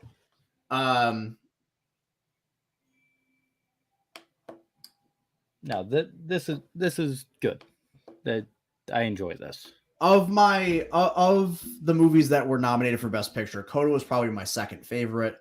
I love it, and you can tell from all the people in the audience, it's a really good moment. Yeah, it is. Yeah, that's cool. Yeah, very cool, very deserved. It was probably. Jesse agrees. It was probably fourth on my personal list, but I have no problem with it winning. Like, I thought it should have been pretty. Oh, yeah. And Adam just pointed this out. This is interesting. Yeah, I noticed it. I said it before it started. I was like, oh, Bob Saget's going to be in. Is it because he's more known for like TV? I don't know, but he was in. He was in.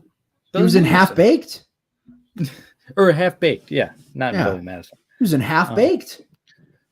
But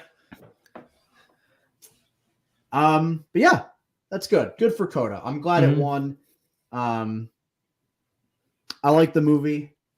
Yep. This has been a strange year for Oscar nominations, so I don't immediately throw it into doubt or anything like that. But like, obviously, this isn't one of like the landmark Best Picture winners. This is going to go down as one of the more interesting Oscar years, I'd say, for sure. Even though the award ceremony itself ended up being pretty chalk. Very. Chalk to those who are in the know. You know, if you know what I mean. But yeah, I think it's about high time we get out of here, Mark. Yeah, I mean, 3 hours and 40 minutes. Hey, one more time before we head out. Make sure to follow us on Twitter. Yeah. At Hot Stove Pod. That's at Hot Stove Pod on Twitter. Follow the both of us on Twitter, as you can see on the little thing there on the bottom. Subscribe to the YouTube channel. We got a new episode coming out on Tuesday. It'll be our MLB season preview on Tuesday. So check that out when it comes out. That's probably it. Mark, thank you for doing all the tech stuff for this. My pleasure. It looks a lot better. Like Josh said very early in the stream, it looks a lot better than I could have ever done. This is actual production value that the show has never had before. We can start doing this. We could. Yeah. Thank Jesse, you guys. Thank you so much for. Yeah, thank all of you, but shout out Jesse. Yeah, thank you everyone, but thank you to our international viewers the most. Thank you so much for watching and for hanging out with us for a few hours. It's been a lot of fun. I agree. Shout out, Mark.